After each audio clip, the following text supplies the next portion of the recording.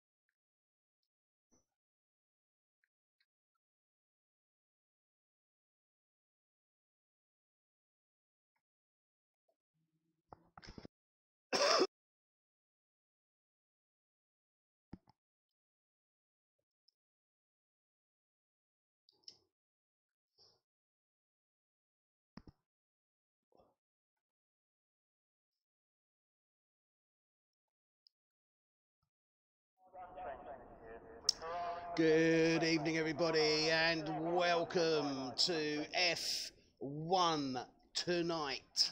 Here we are at the season finale for this season 4 And we are here at Abu Dhabi in the fair shores of the Middle East here in the United Arab Emirates.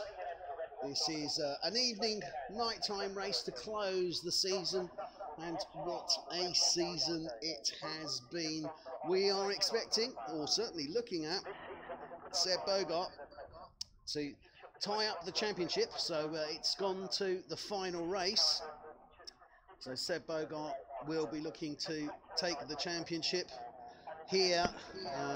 Looking at all the scenarios, really there is, as far as I can tell, no scenario where he could lose, even if he goes out as he did in Brazil, which was somewhat unexpected last week.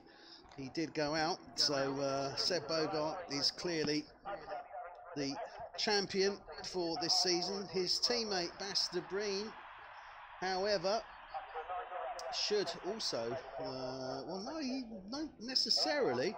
There still could be a fight there between himself and Damie Hartman in the Haas.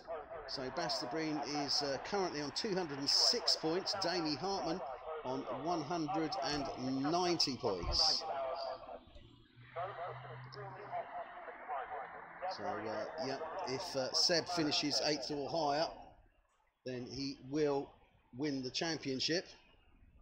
But I'm looking at this here, and I've got to say I'm a little bit unsure with regards to the calculations, because I've got Seb Bogart on 243 points.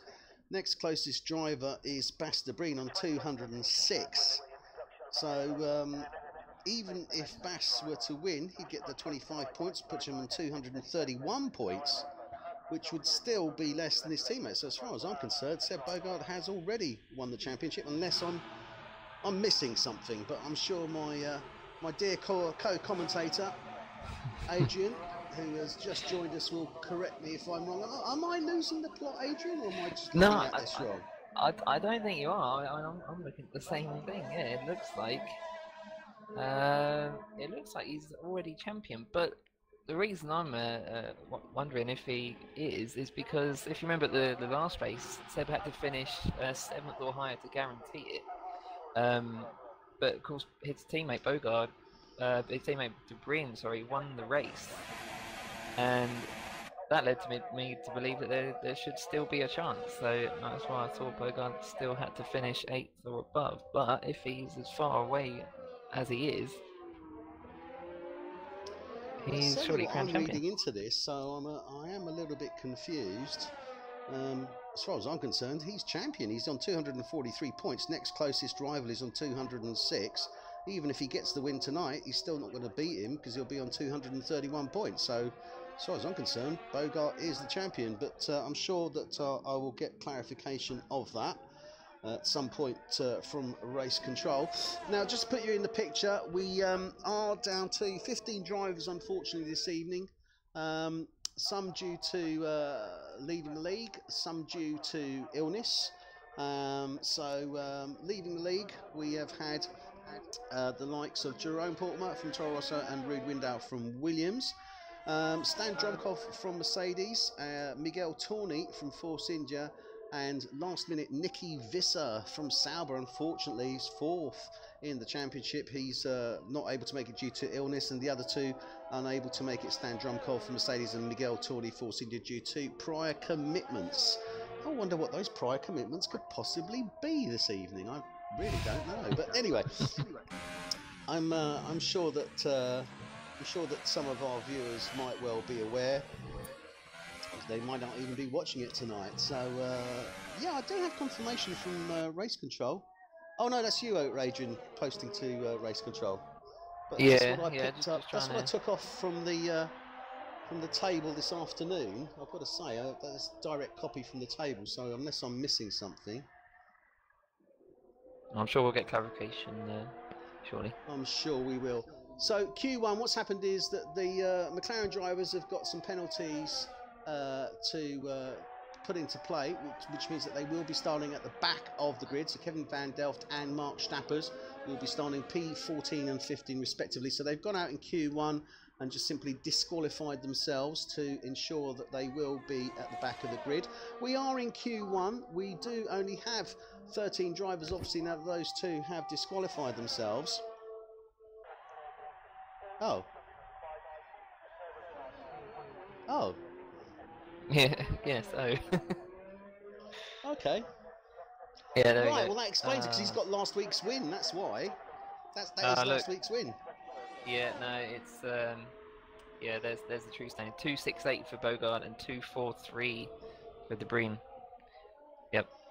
So that's so that's yeah, a gap. so Seb Bogart is on 268 points, and Bas de Bruyne is on 246 points.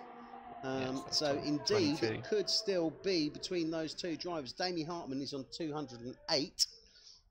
So Damie Hartman will be picking up 3rd place irrespective, because Nicky Visser is in 4th and he's on 165 points. So Damie Hartman for Haas is guaranteed 3rd place, regardless of whatever happens. But the fight for championship, for the champion for this season 4, is actually between Seb Bogart, who's currently on 268 points, and his teammate Bas de Bruyne, who's on 246. Okay. So that would explain it. I must admit, I was a little bit confused when I copied the table this afternoon, and I was thinking, oh, hang on a minute, this isn't making sense. But now we have clarification of that. So there we are. That's what it is. And as I said, we are here at Abu Dhabi. Drivers some are going out on track just to get a feel for the track. And indeed, we are running at this time with Rob Mulder in the Williams. Is just now between 7 to 8, coming down to turns 8, 9. And it's a funny track, this. I mean, I think everybody who does any sort of sim racing is going to be familiar with Abu Dhabi, no matter what platform they use, because it's on practically all the platforms, isn't it? Yeah, it's yeah, as you say, it's on literally every platform ever since its inception. I think it was how long has it been around? We had this more than 10 years now, haven't we? UAE? 10 years. It's got to be at least. Yeah, got to be. Yeah, it's yeah. I mean, there's quite a bit of history to it now. But yeah, well, I mean, when this track first sort of come about, it was not a favourite of mine at all. I absolutely despised it, in fact. But in the end, the more recent, sort of from sort of 2016 onwards, I've come to really enjoy this track. It's quite a flat track as well, which I do like. Yeah, I mean, there is practically it's negligible, really, variation on the actual height of the track. There's no sort of real variation in height, or it's pretty, as you say, it is pretty flat, really. It's not a great deal of gradation change on it. Probably the most gradation change you're going to get is where we are now, which is actually when you exit turn 4, you sort of come downhill towards that chicane circuit of 5, 6, and 7. By the way, that grandstand on the right-hand side of the hairpin. I was sat in one of those seats in 2016. I saw the the final race of the season a couple of years ago when Rosberg won the championship, and yeah, it's absolutely spectacular. Yeah, turn 7. So we saw everything from the end of. Well, I was going to say, you've got to see the exit. I would think you see the exit of turn 3 as they sort of come over the crest of turn 3 down into turn 4, and I would think you can probably see all the way up to turn 9 before they go round the corner approaching turn 10. Yeah, where the next grandstand is. That's pretty much it. Yeah, it's quite a huge section of track. It's quite a chunky section of track, indeed. And I must admit, I do like this track. It is technically challenging, it has to be said, but when you get it right, there is a great sense of achievement. I mean, personally, I've got to say, the ones that I find tricky, turn 1, or the exit of turn 1, as you come into turn 2, can be a little bit tricky. Certainly the chicane 5, 6, and then 7. 8 and 9, again, tricky little turn there. And then when you get to the end of that section, where you've got the second DRS, where you come up to turn 11, you've got that chicane 11, 12, 13. That's talks about. But the section that I absolutely love, funnily enough, is the third sector.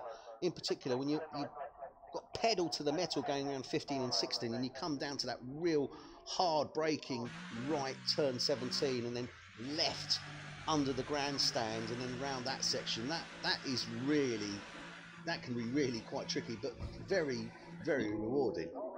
Yeah, no, yeah, absolutely right again. Yeah, it's just one of those tracks, like a lot of the others that. Oh, nearly dropped my controller. Where if you do get it right, it does feel absolutely amazing. It's tricky to get right as well, but I think once you can find a good rhythm, it's sort of plain sailing really in this track. Yeah, and again, it is. You did say hit it there, which is the rhythm, but the rhythm change. The tempo certainly changes on this track. I mean, it doesn't. It's not like a rhythm that you get, say, in Japan. It's got quite a different tempo, really. I think all three sectors have their own sort of tempo, if you like. Yeah, they're. I mean, the middle sector's quite technical with those sort of continuous chicanes with sort of the long straights between, DRS straights between actually. But yeah, I mean the first sector is it's quite a fast. You've got some fast sweeping corners. That's that sort of long left of turn 1 and turn 3 over the hill as well. I mean, there's lots of different style of corners on this track. You can't really difficult to set the car up correctly. Yeah, absolutely. And sorry, I was actually flicking my mic up when I was deciding to choke myself to death, if anyone's listening. But unfortunately, it wasn't actually hitting the mark, so the mic was still activating. So I was just testing that. So if by any chance you do hear me coughing and spluttering, please take pity on me. But here we are now, we're into Q2. So there we are with 13 drivers. So Rob Mulder, Guido Airshine, Kevin Van Delft. Oh, it looks like John Donkel straight out there. Very closely followed by Seb Bogart. Yes, so John Donkel, first man out on track on the Force India. And I've got to admit, I'm a little bit preoccupied now with where I am with the championship standings, because let's have a look at here. So John Donkel is currently 6th in the Drivers' Championship on 124 points. Boy Williamson is in 5th on 133. And that's going to be interesting for this evening, I think, for the challenge there, isn't it? Because John Donkel has really been coming through fantastically well in recent races, shown some great form, so yeah, he could well be challenging Boy Williamson in the Haas for that 5th championship place. Yeah, and I'd like to see that as well from John. I mean, we saw at Japan he had such a good rating. As I said last week, he was P2 up till sort of lap 50, 51. Had a bit of a coming together with Ershine, and had to pit and sort of come out P9 by the end of the race. Had a really good race last week though, didn't he? I think he was he was P2, wasn't he? Yeah, second place in the end. Fantastic result. And hopefully that good form will continue here, just at the right time as well, because as you say, it will give him 5th in the championship. Well, he's coming round the final sector now, under the grandstand bridge, into the final set corners, or the final 2 corners now. And this is a tricky one, this turn 21, that can be so tricky. Especially on that pit entrance as well, that can catch a lot of people out, and you can see some collisions there. So here he goes now, looks like he's starting his flying lap, so round turn 1. Let's just go on board with him while he does this, around 2, 3. Oh, got to see that. Oh, bit of a twitch there from John. He saw the Ferrari of Pastor Breen, I think it was, coming out of the pits there, and it threw him a bit there, didn't it? Just a bit, yeah. Not quite sure what happened. Yeah, I think he had a mini heart attack. I think he did have a little mini heart attack. He was expecting the Ferrari to come out straight into him, I think.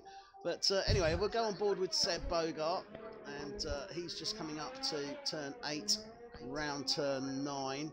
And for those of you that are regular F1 fans, you'll know that last year in Abu Dhabi there was a very nasty incident there at that turn 9 really, wasn't it? Because it was between Roman Grosjean and Nico Hülkenberg. Yeah. Where Hülkenberg's car actually got flipped onto its roof, rather like a turtle, and poor old Nico Hülkenberg was absolutely pooping himself because he was worried that the car was on fire. Yeah, that's right. He was a little bit did he paranoid look like about a turtle, it, wasn't he? I think he was probably creating a few as well. Oh, very good, Ed. Very good. Keep that up for the rest of the rest of the race, please. Yeah, I'll try. No guarantees. But yeah, no, it was quite a scary moment, wasn't it? Hülkenberg completely upside down, landed the car sort of on the halo. I mean, a couple of years ago, he might have really seriously hurt himself. So yeah, I mean, at the start of the season, I used to sort of laugh at the halos. I thought it was a bit ugly and sort of obnoxious looking. But no, it is a bit, but it's come into its own in this season especially, and it's just it's definitely a godsend for the drivers, certainly. Yeah, absolutely. Well, while we're talking, Seb has set the opening time there of a 1:35.9. Now he is on those hypersofts. The other driver is Marcel France. He's on the hypersofts as well. Rob Mulder and Peter Phillips and Marcel Dronig. Sander Herman's also on the hypersofts. Others are all on the ultrasofts. Interesting, John Donkel's on the supersofts. So he said a 2:04.7. Seb Bogart 1:1:35. I mean, even on the supersofts, I think that 2:04 was wrong because we saw John obviously go somewhat off track earlier. But Guido Airshine, who I was following there, he said a 1:37.1 on the ultrasoft, which is pretty respectable on opening lap for that there. His teammate Marcel Dronig's done a 1:37.5 on the hypersoft. So I think Guido Airshine's looking to prove something. And again, Airshine's had a good start to the season, pretty average middle season, and again towards the end of the season he's really sort of come alive as well, hasn't he? Yeah, both the Renaults looking strong in this session, but as you say, Airshine has had some really good races of late. I mean, he's looking like a potential winner for for a race possibly next season. But I mean, he's definitely got it in him. He's got the raw pace there. There's the two Ferraris at first and second now.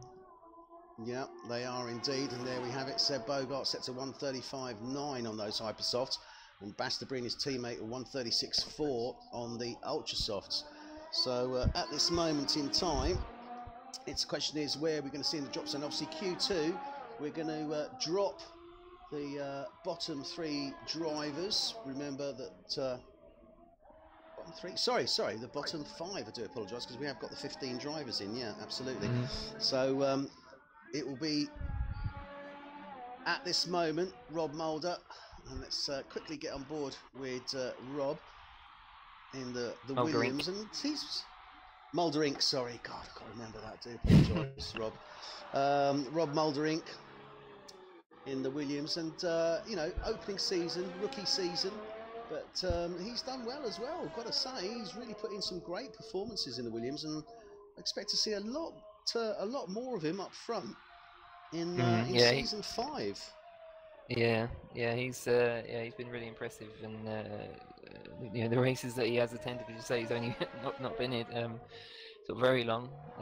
Again, a potential race winner for next season, certainly. To be honest, this season's not over yet. This race isn't over.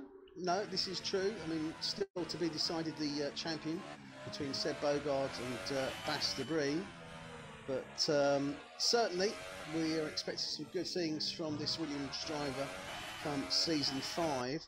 So it's a little bit mixed here. We've got 7 minutes remaining. I would suspect that we're probably going to be looking round about sort of the mid 1:37s for that drop zone, Yeah, it could be. That's personally a difficult time for me to to hit on this track in Q2. But yeah, you could be right. I think it's probably going to be a little bit slower than that, maybe a 38.0. Okay, so we're going to be looking round about sort of 38 to 37.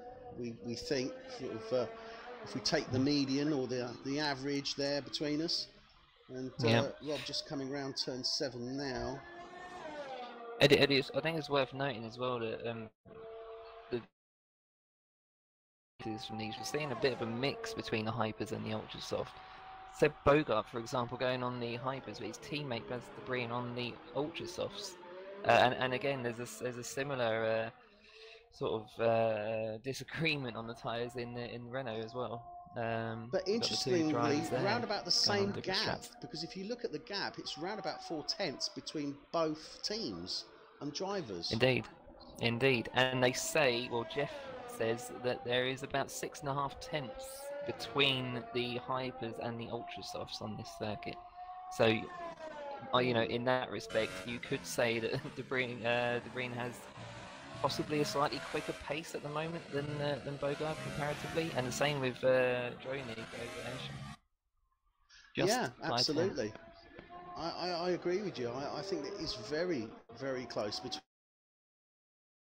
those teams, and it'll be interesting to see what they do actually once Q3 comes around, because that's definitely going to be a hypersoft run for everybody, isn't it? Let's be fair. Yeah, absolutely. Yeah, Q3 it will be hypersofts all day long, and the hypersoft actually can last quite a few laps on this track. Again, not tested it myself on 100% races, but yeah, it doesn't fall apart like it does on so many other tracks. Yeah, I don't know. Maybe because it just doesn't have the same amount of stress. I mean, don't get me wrong. There's some hard corners here, but the corners aren't necessarily. I mean, the only high-speed corner that really comes to mind here is probably 15, 16. Yeah. And those are probably the only ones where you're really laying down a lot of force onto those. Obviously, you've got the braking pressure when you're coming to the end of the straights, such as the chicane 8, 9 and 11, 12. But it's not that same sort of, if you like, pressure, but yeah, I suppose it is pressure on the walls of the tyres. Tension? Screaming tension, yeah, when you scream around those corners. Yeah. Yeah, and as you say, yeah, 15 to 16, yeah, that's probably the great example, actually. Turn 1 as well is quite harsh on the tyres. Yeah, that is true, but again, it's I think it's so dependent on the line there. You really do have to hit that apex on turn 1. You've got to be quite brave, I think, on that turn 1 to actually hit that apex the ideal way for the exit. Yeah, they say it's a difficult one to get right on lap 1 as well. You've got lots of drivers. Yeah. Well, I would certainly expect on the start of this race to see quite a number of cars going wide on the exit of turn 1 round to turn 2 and trying to then rejoin the track turns 3 and 4. So I'm expecting a bit of a mix around, certainly on the start of that race on those initial corners, certainly, because that's normally the way it goes. Yeah. So at this moment in time, we've got Damie Hartman. He's currently in P10. He has, I think, left the session not too. He is there. He hasn't DNF, but he has the session. I've got it on my telemetry that he has retired. Oh, he has retired. Okay. Yeah. So Damie Hartman has retired on the 137.7. I think that's a bit of a brave move, isn't it? Yeah, unless I didn't see any yellow flags. I don't think it was an accident on track. I mean, yeah, he's currently P10 with that 137.7. Marcel France. Oh, well, Marcel France has just bettered his time now. Done a 1/3. Hang on. Yeah, it's something strange. Something strange has happened because Marcel France has now got ahead of Damie Hartman with a slower time up into P9. So I think that may have been something on track, or he may have quit out accidentally, because Damie Hartman, as I say, he's got that 137.7. He's hanging in 10, but Marcel France with a 138.2 is in 9. Martin Parder-Cooper with a 138.0 is 8. Peter Phillips with a 138.0, 8.1. 0.02 of a second between the Red Bull drivers there. They're 7th and 8th respectively. That is phenomenal. Yeah, so that is a bit weird. Not too sure what's happening there, but yeah, let's not crack this old Codemasters chestnut because I can't be bothered with it this evening. So John Donkel still not quite getting it together, is he? He's got a minute and a half remaining and he's still sitting on that 2:04. Something is definitely not right in the Force India camp. Yeah, and this lap's actually invalid as well, so he's going to have to go again. I think he's trying to rush his way around to the start-finish line. He's actually got more than enough time to get there. He's only got 60% ERS at the moment, though, so yeah, I don't know if... There is definitely a mix here, because we've got Kevin van Delft and Mark Stappers now appear on here as well. Ourselves in Q1, so there's something clearly not right, but I'm sure we'll get to the bottom of it in due course. Donkel's coming in. Donkel's coming in. He's not going to do another lap. I don't think he's got enough fuel. He didn't have enough fuel to do an extra lap. No, he didn't. He is as dry as a bone in that Force India.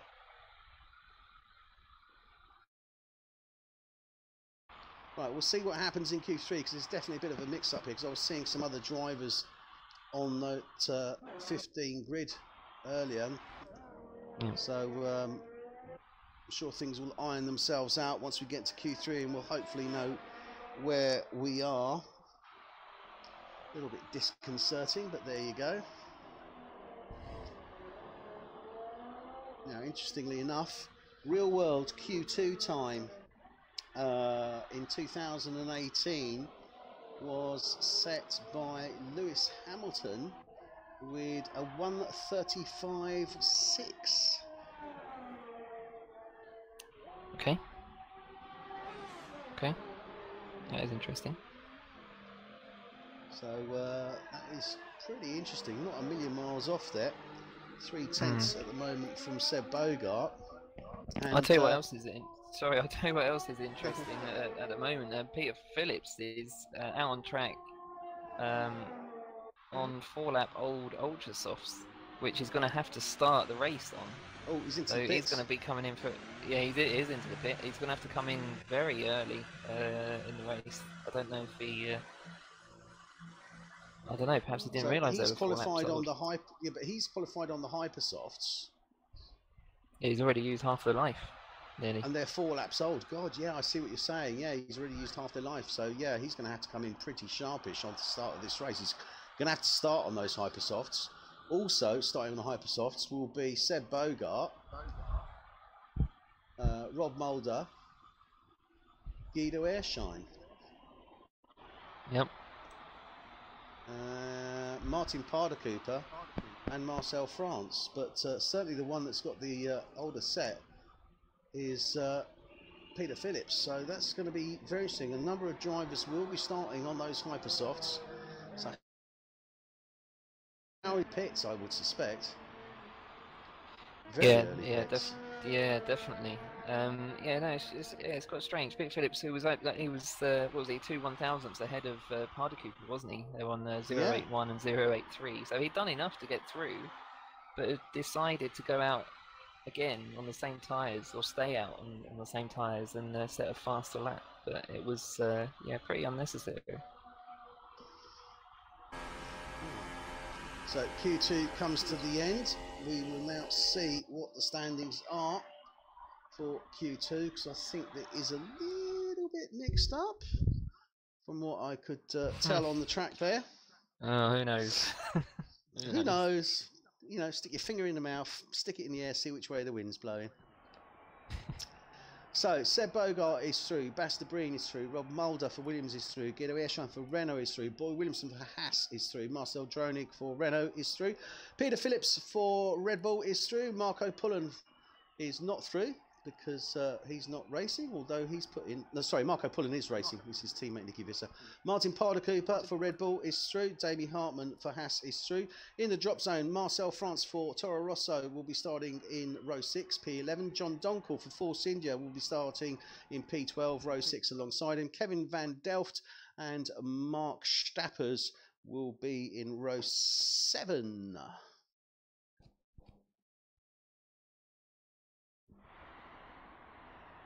So yeah, there's definitely something not gone right here because we've only got 9 drivers, haven't we? Well, it was Damien Hartman. He should have been in this session because he retired. That knocks him out completely. So yeah, he's going to start P10. Bit crazy that, but still. And look at that, Ferrari is immediately out there, and that is Seb Bogart. And it looks like he's followed, I think, by Peter Phillips.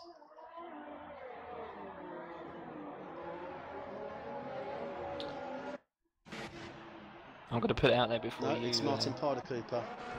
I'll put it out there before you grab me. I knew you were going to do that. Have you got a favourite for pole position? I haven't got a goddamn clue, to be honest with you. I'm going to go with Basta Breen. Yeah, that's a good shout. That's a good shout. He was looking, well, he was P2 in Q2, albeit on the harder tyre, wasn't he? And he was only 4 or 5 tenths behind, but the tyre itself is 6 tenths slower. So yeah, in theory, that should be a good shout. I'm actually going to run with Boy Williamson. I think he is going to pull something out of his bag and surprise us. So he's going to do a Santa special and get something out of the sack. Yeah, certainly. Well, it won't be that much of a surprise because he certainly has got pace. He's proved that in previous races. That is very true. Yeah. That is very true. The Haas drivers this year, Boy Williamson and Damien Hartman, have always they have shown some great pace, certainly in qualifying and in race as well. Although it hasn't necessarily panned out ideally for them, but such is life, as they say. So we are currently on board with Seb Bogart.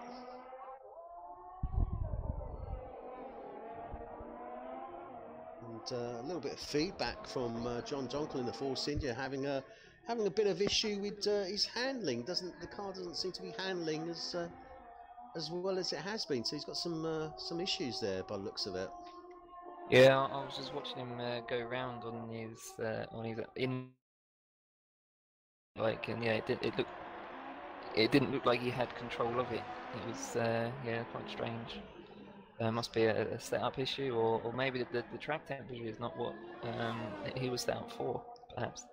Be a number of things. Yeah, I mean, this is the other thing you've got to bear in mind. Obviously, you know, if you're doing practice, etc., are you doing daytime practice on a nice hot track, or are you doing nighttime practice? And this is the thing, because there isn't any nighttime practice for this race, is there? It's all daytime practice. Yeah, that's right. That's right. This is why I do Grand Prix, because then you can run the same, the same situations. You can run with the official start times of the practice session, the quali, and the race. Rather than absolutely. Time trial and things. Yeah, absolutely. Yeah. It certainly makes Rob a difference. Mulder, by the way. Sorry, Rob Mulder looking really, really fast in the first sector. Although best. Sorry, did you mean Rob Mulder? Sorry, Mulder Inc. Yes, that's what I meant. It was so fast I couldn't even say his name. You couldn't, could you? It was that quick. Yeah, Mulder Inc. and Bogart look like they're going to go Bogart 1-2. sits at 1:35.7, and Rob Mulder Inc. coming round the penultimate turn into the final turn now. What can they do? Look at that, 1:34.9. Well, goodness me. That is a phenomenal lap there from Rob Muldering in the Williams there. 1:34.9, Basta Breen, 1:36.3. Boy Williamson, 1:36.4. Martin Parder-Cooper, 1:37.1. And Guido Airshine jumps in there, 1:36.6. His teammate Marcel Dronig, 1:37.6. So Peter Phillips and Marco Pullen still to set a time. And let's go on board with Marco Pullen as he's coming down to turn 17 now. Let me just point something out. I just want to point something out here, Eddie. Basta Breen's third sector, 38.5. Bogart's third sector, 38.4. Mulderink's third sector, 37.6. Good God. That is flying. That third sector, obviously, he's hitting him very well indeed, and that would suggest to me that he's got it nicely set up for that for those corners, but may not necessarily have the straight line speed of Ferraris, and that's where Ferraris are probably winning out. Is in that middle sectors, really, isn't it? Yeah, I think it must be. Yeah, he just seems to have that final sector just nailed down perfectly. While I was saying that, Marco Pullen has put in a 1:37.0. That puts him up into provisional P6. Peter Phillips out on track at this moment in time, still to set a time, just coming down to turn 17 now. So he's in the final knockings of sector 3. Bogart and Williamson and De Bruyne actually all into the pit, ready to go again. Yeah, Mulderink is the only man. Oh, Mulderink's into the pit as He's well. in as well. So the top 4 all into the pits. And what can Peter Phillips do? A 1:38.7, not what he was looking for, but let's see what happens. So Martin Parder-Cooper, his teammate, is out on track at the moment. He's just rapidly approaching turn 8.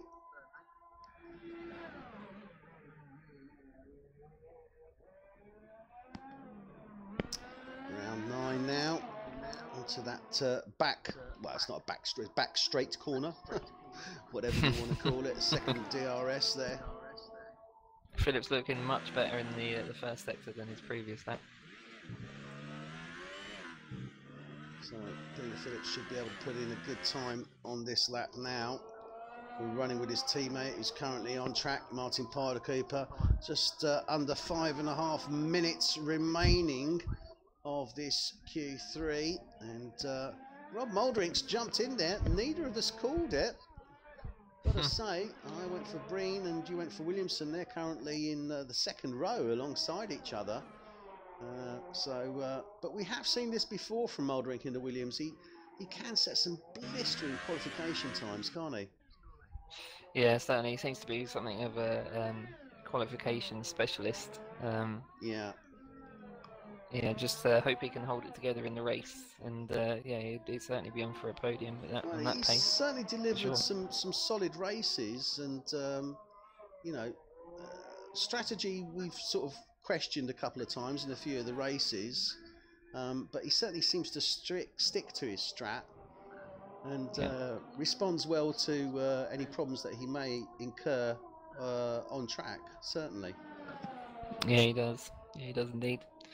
Meanwhile, Pete Phillips, yeah, he has improved his lap, gone much better actually, and managed to get ahead of Marcel Droenig for P8. Yeah, so he's currently in P8. He is still out on track. Everyone else is in. Seb Bogart just starting his fast lap now, so let's run with Seb Bogart. Let's run, well, not just, he is already on it, turn 17 now. Although this isn't a particularly fast time. No, he isn't. No, he's quit out of that. That isn't a fast lap from Bogart at the moment. Yeah, it's not he's bad. winding up for it. Yeah, he is. Here we go now. So we'll stay on board with Seb Bogart as he goes through his flying lap. So over the line, get onto the right hand side with preparation for turn 1. Hit that turn 1, ride that apex, ride it out to the right, go on to Roth, not too far, round turn 2. Ride it through, long turn 3, you've got to watch it, stay on the left hand side of the exit, turn 4, coming down now to the chicane, hit that apex, turn 5, right, turn 6, ride it out to the right hand side in preparation for taking that hairpin, turn 7, again, right over the left hand side, out onto the right, get your DRS detection, and then DRS activation here, and it is really quite a long straight this, isn't it? You can really laid down some speed there. Into turn 8 now. This is where we saw Hulkenberg got hit by Grosjean last year, turn 9 and flipped. So round Purple first sector, 9 by the way. turn, well, I thought it was looking good, I've got to be saying. So he's hit the second DRS point now. Coming down to turn 11, so sharp left 11, right 12, left 13. That's a Watch purple it here, second hard, as left 14, ride it out to the right hand side, get over to the left as you come round 15, really put pedal to the metal round 16, now you hit the anchors really hard, hit that apex turn 17, round left 18 under the grandstand bridge there, round 19, get on the right hand side, exit, pull over towards the left as you come to the penultimate turn 20 there. Coming down now, pit entrance down the right hand side, turn 21, and this is looking very, very nice indeed. A 130, 135. I was going to say, it was sloppy on the final. So good. It was those sloppy on the final three corner. turns.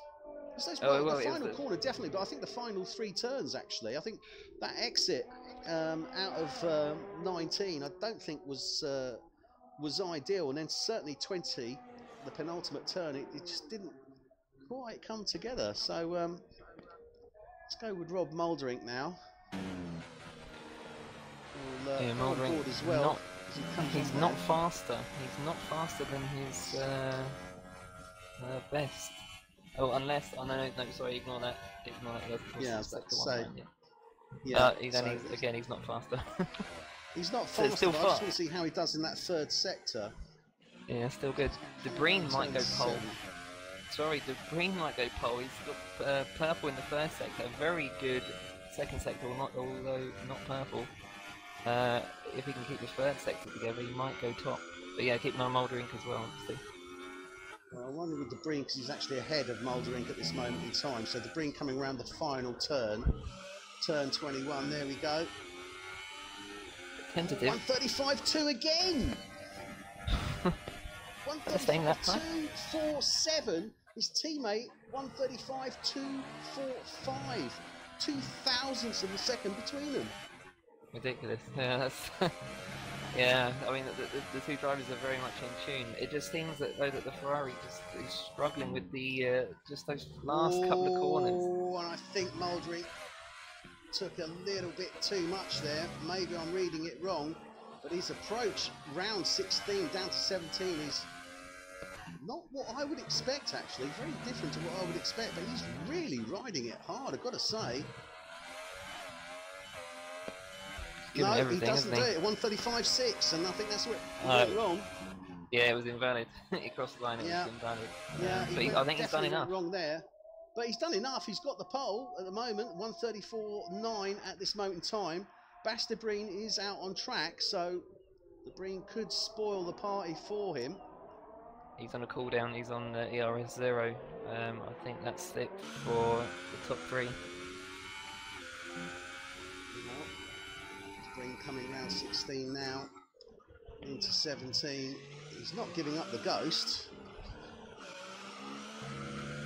Well, he's a full second down on his second sector. Yeah, he's not going to be able, unless he can really pull it out of the bag here on these final 2 turns, but I can't see it. No, he's into the pits. That's it. So De Bruyne will be 2nd row. Boy Williamson will be alongside. Now Guido Airshine, he is still out on track as well, but no. He does get up into P4. Well, he was in P4 anyway, to be fair. Yeah, it was an improvement. Yeah, it was an improvement. Yeah, it was an improvement. But so there you have it. Rob Mouldering for Williams will be taking the pole with that phenomenal 134.9.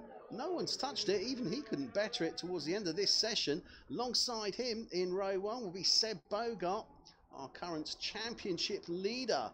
And he's got a fight on his hands with his teammate De Bruyne. He's in the 2nd row behind him.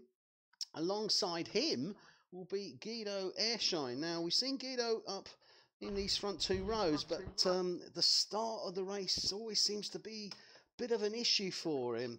And I'm hoping that today he can actually get a good race start, because the starts aren't really his forte.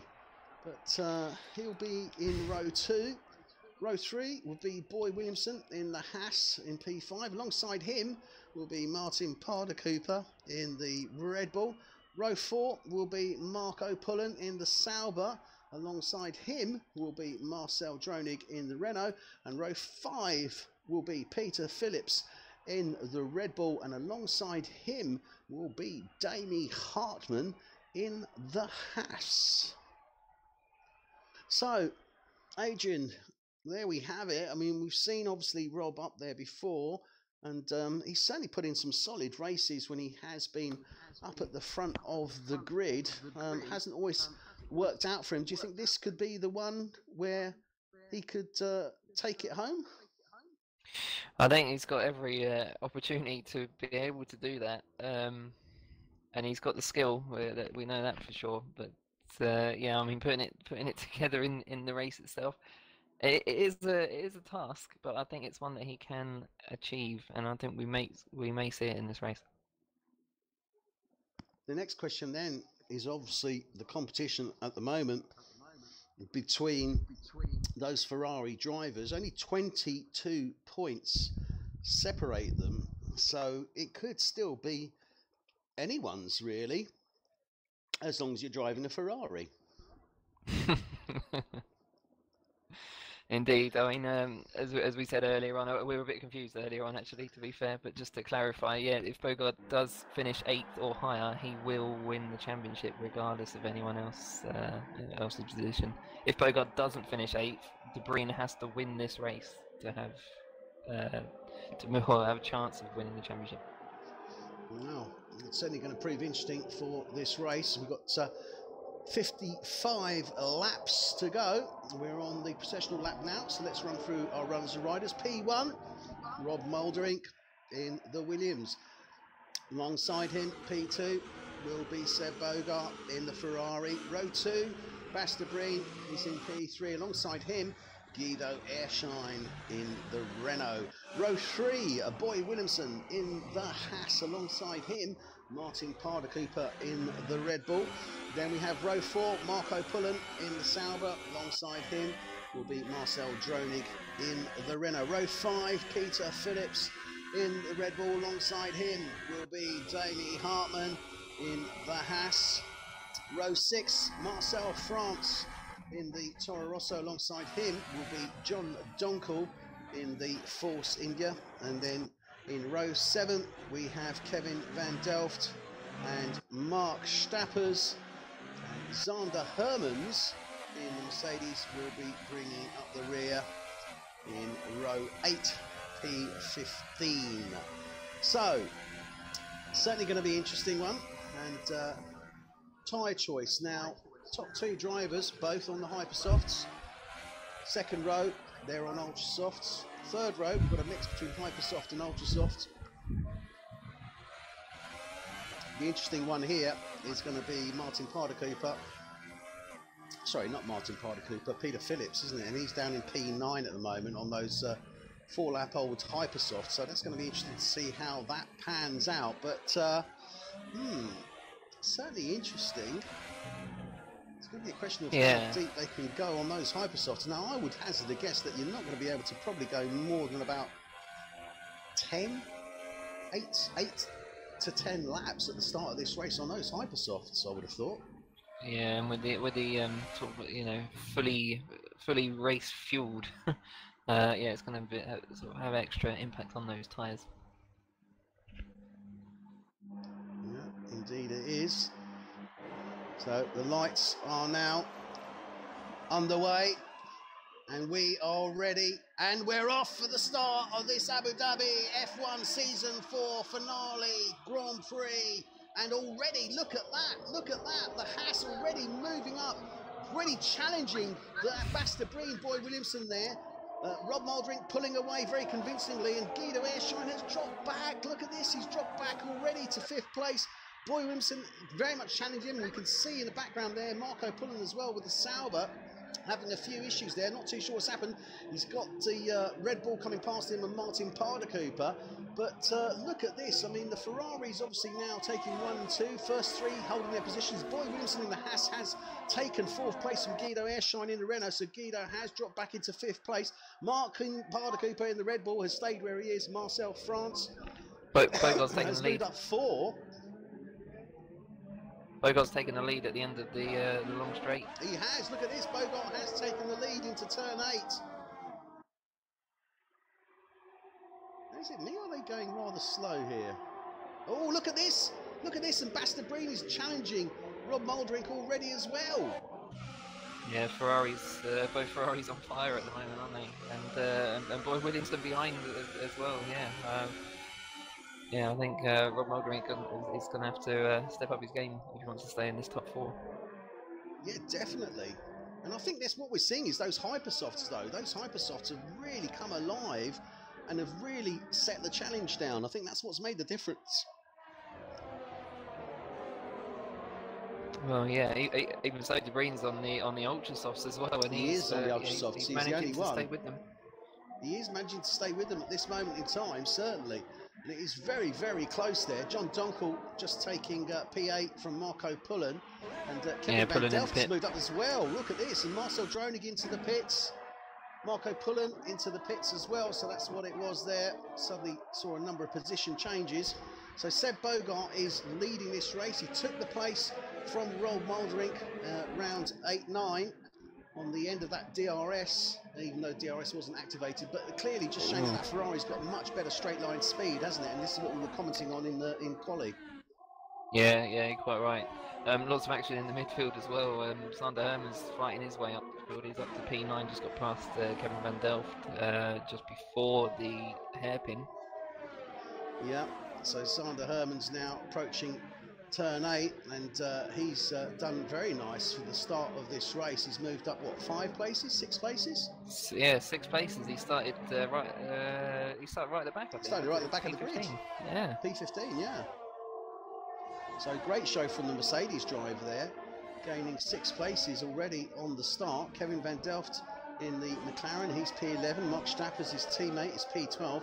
Peter Phillips, though, he's definitely lost out. He's down in P13. And Marcel Dronig as well for Renault. He's definitely lost out as well because he's down in P14.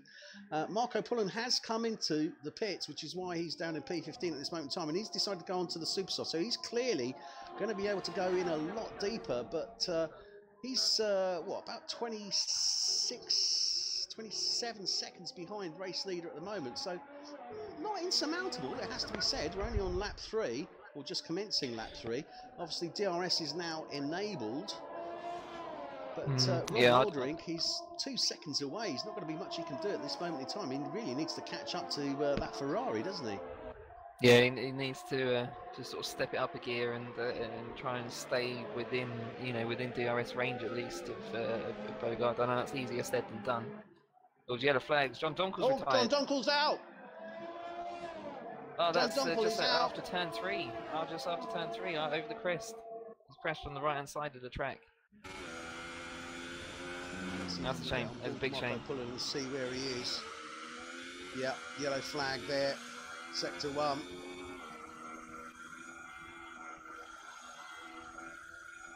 Yeah, and John Donkel, what a shame. John Donkel, so promising.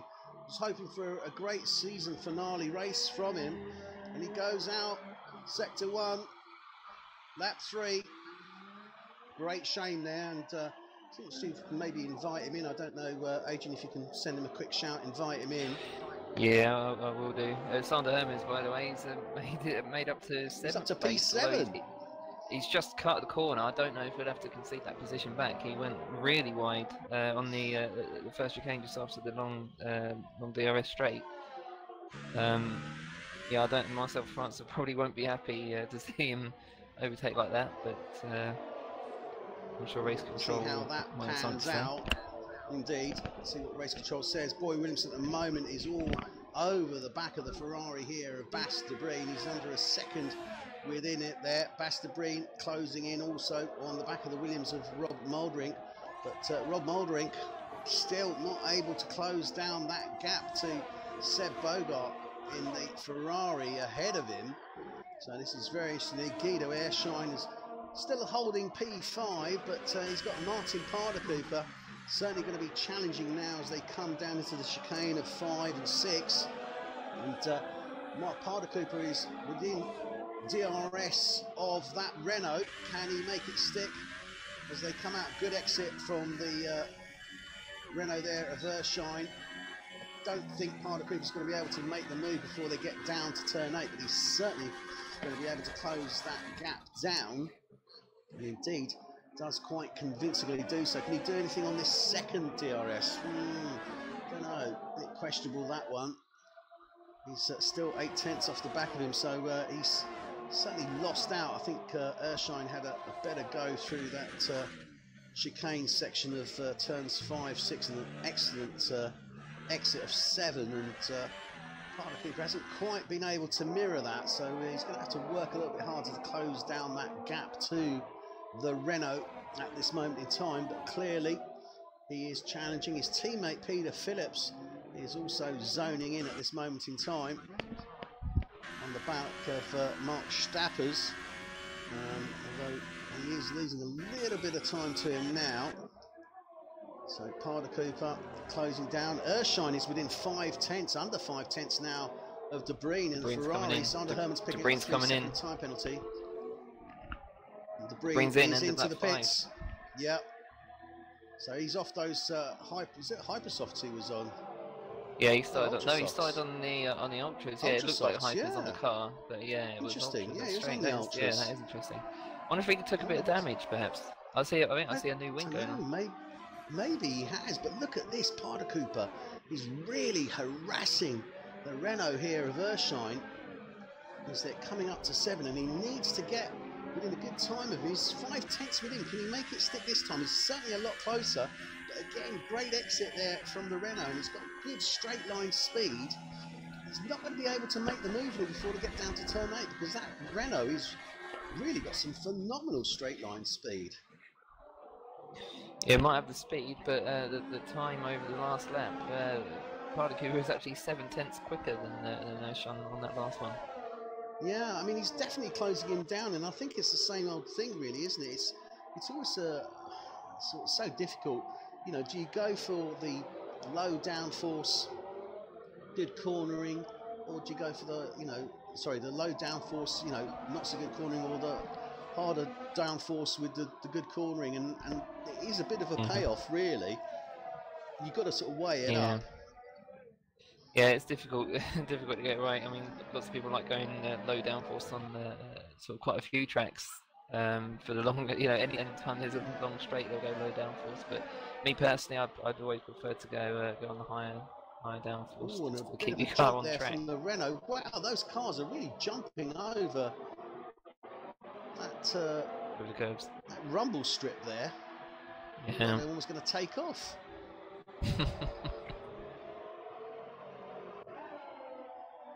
I'm seeing yellow flags waved again. I'm seeing yellow flags on the track, but not showing on the.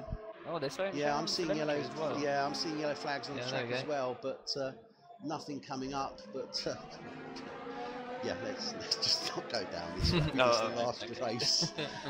It's the last race of the season. Let's try and ignore it if we possibly can. So we've got it now. We're on lap 6 of 55, just over 1/10 of the way through. Seb Bogart is leading this race for Ferrari in second place, and 8 seconds, nearly 8.5 seconds actually, behind him is Boy Williamson, and Bogart really eking out that lead. Guido Erskine, he has got back up into 3rd place, so he has actually moved up 1 from where he was, but that's mainly due to the other drivers coming into pit, such as Bas de Bruyne, and so he's come back in there. He's up into P3. Martin Parder Cooper in the Red Bull, good solid race from him. He's up in P4, but Zander Hermans 10 places in 6 laps. Not bad. It's not too shabby, is it? It's not too shabby at all, actually. Done really well, Hermans. Yeah, great to see him up into P5. Yeah, I think he's actually the 2nd fastest man on the track as well. That last lap was a 43 dead. The only man faster is Seb Bogard on a 42.5. There's nobody quicker than that on the track at the moment. Oh, fantastic result there from Zander Hermans in the Mercedes, and what a way for him to close this season for his debut season. And he only joined not even halfway through. I think it was even deeper than that. So great result for him so far. Marcel France in the Toro Rosso. He's in P6. Damie Hartman, though, full Haas, not the start he was looking for. He's down in P7 at this moment in time. Kevin van Delft for McLaren's P8. Mark Stappers for McLaren, his teammate, P9. Peter Phillips for Red Bull is P10. Marcel Dronig for Renault is in P11, and he's looking to close down at the moment actually on Peter Phillips. I don't know if he will. He's got the DRS. Can he do anything with it before they get down to turn 8? Let's run on board with him, and yes, Looks like he's certainly going to make the move, but can he make it stick? Oh, look at that! And that Red Bull really takes that corner very convincingly and says, "No way, my friend, you are not coming through. You shall not pass." Oh, there's a collision. There's a collision. Where? Hartmann and Marcel França for P6 and 8. Yeah, there was a bit of a coming together. They only touched wheels. I don't think there was any actual damage. Daley Hartmann, erring on the side of caution, goes right off the side of the track there. Marcel France. Let him pass. I think Hartmann blames himself for that, and yeah, just let France pass. Definitely slip sliding away as they're coming round 18 and 19 now. So a bit of a collision there in that midfield, but Van Delft's Schappers, they're moving up convincingly. 6 and 7, Guido Ischner is saying third, Seb Bogart still leading this race. Have a quick look here actually at who's actually come in, because there have been a number of stops. No, it's not too bad actually, 3 stops. So it's only Rob Molderink, Basta Breen and Marco Pullen. So the two lead drivers, Rob Molderink and Basta Breen, that were obviously up at the front, they've both come in and pitted. Now, France has lost it. Sorry to interrupt you, France. No, it's okay. Lost it out of 3. He started fishtailing over the hill. Hartmann was right behind him. He's got to be careful coming back onto this track now. Oh, that could have been so dangerous, because the Williams of Rob Molderink nearly going into the back of him there. I think his tyres are gone. I think his rear tyres are completely shot to bits. Yeah, he's clearly got some real issues there. He's trying to get back onto the track and he just can't do it. He's going to disqualify himself at this rate. He's going the wrong direction. Yeah, he's just tagged Marco Pullen as well. Yeah, and he's got a 5-second stop go for a severe collision. Yeah, I think he needs to come in urgently, really. Yeah. It'd be interesting to see what percentage wear his tyres are actually on, because you're technically sort of running a dangerous car if you're not able to control it because of tyre wear. Certainly looking very, very dodgy at this moment in time for Marcel France, and we have now been joined by John Donkel in the Force India. He had that incident on turn 3, and unfortunately the first man to DNF. So John, what happened? No. Hello, Is John. he there? I just saw him come in. I thought he was. Yeah. Yeah, I'm here. Hey. Hi, John. So, John, we saw that obviously you went out that turn 3. What happened? Yeah, ending my season in a disappointment, I guess. Yeah, just a little bit. No, I had a lot of trouble of getting my car under control. It felt really different apart from the practice sessions I had. Starting the evening, I was struggling to get the balance right, and yeah, of course, I actually did have a reasonable start, but yeah, on turn 3 I overtook France. I don't know, I was hit from the back. It sure felt like it, but yeah, it ended my race.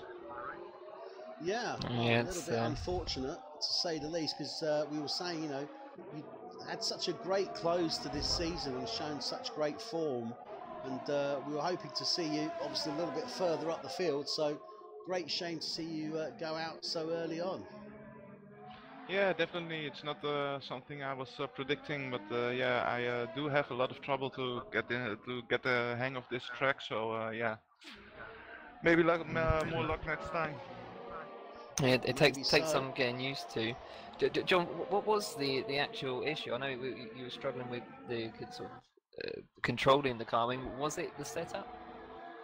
Yeah, I think it was the setup. I don't know for sure actually, but I felt like the balance was off. The car was very loose on the rear end, so yeah, I had a lot of trouble getting keeping it on track. Sorry, just while we're talking, Marco Pullen has just DNF'd, and he picked up a 10-second corner cutting penalty, and I think he's actually gone straight off the track and very lightly gone into the barrier, although I don't know where that has happened. I think that's frustration after being hit by France VSC after is he out. spun at the spin, when he spun at the hairpin. No, I don't know. That was, I say, this is Marco Pullen, and VSC is out now, so VSC has been enabled. So I'm not too sure. As I say, it was Pullen that's gone out, and I saw him a 10-second penalty come up before it showed him as DNFing for corner cutting. So I've got a sneaking suspicion that he's just lost control and gone straight off the track. So don't know what's happened there.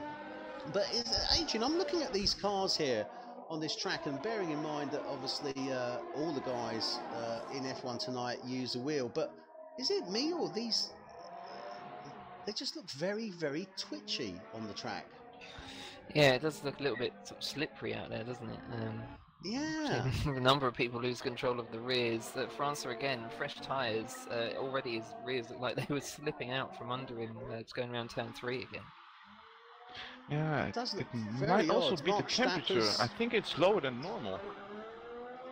Yeah, well, this is what we were commenting on, is obviously because it's an evening race, the lower temperatures, but you know, you guys put in a lot of practice, and I'm sure you put in practice at the according times, but Yep. it just, everyone looks a little bit twitchy on this track this evening.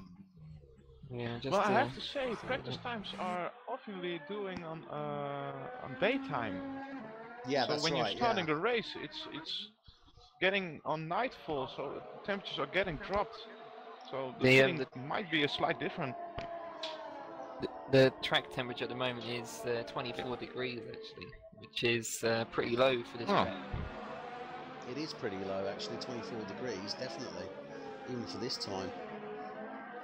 Well, we've seen, obviously, Bastabreen, he went on to the Super Softs. Marco Pullen also was on the Super Softs, but didn't go for them. So, Breen's currently down in 10th place on those Super Softs. His teammate Bogart is ahead. He's on, obviously, way ahead at this moment in time. He's now 13 seconds ahead of Boy Williamson on those Hypersofts. Now, John, how deep can you go on these Hypersofts? I would reckon that this is probably reaching the limit. I would have thought between sort of 8 to 12 laps, more or less, on those Hypersofts. Yeah, from what I've seen, the Hypersofts won't get along. Oh, sorry, I just had a twitch. Yeah, the Hypersofts were not the best tire to start a race on. You had to get rid of them soon. So yeah, I think they will be on the end quite soon now.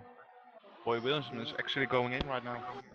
Yeah, Williamson is going into the pits, and he's on 11 lap. And I think Williamson's looking to try and get the jump on Bogart as much as he possibly can, because Bogart is on his 11th lap, and he is on those Hypersofts still. So is Williamson trying to get the jump on him? I think he is, isn't he? Yeah, I think he's trying to go for the undercut.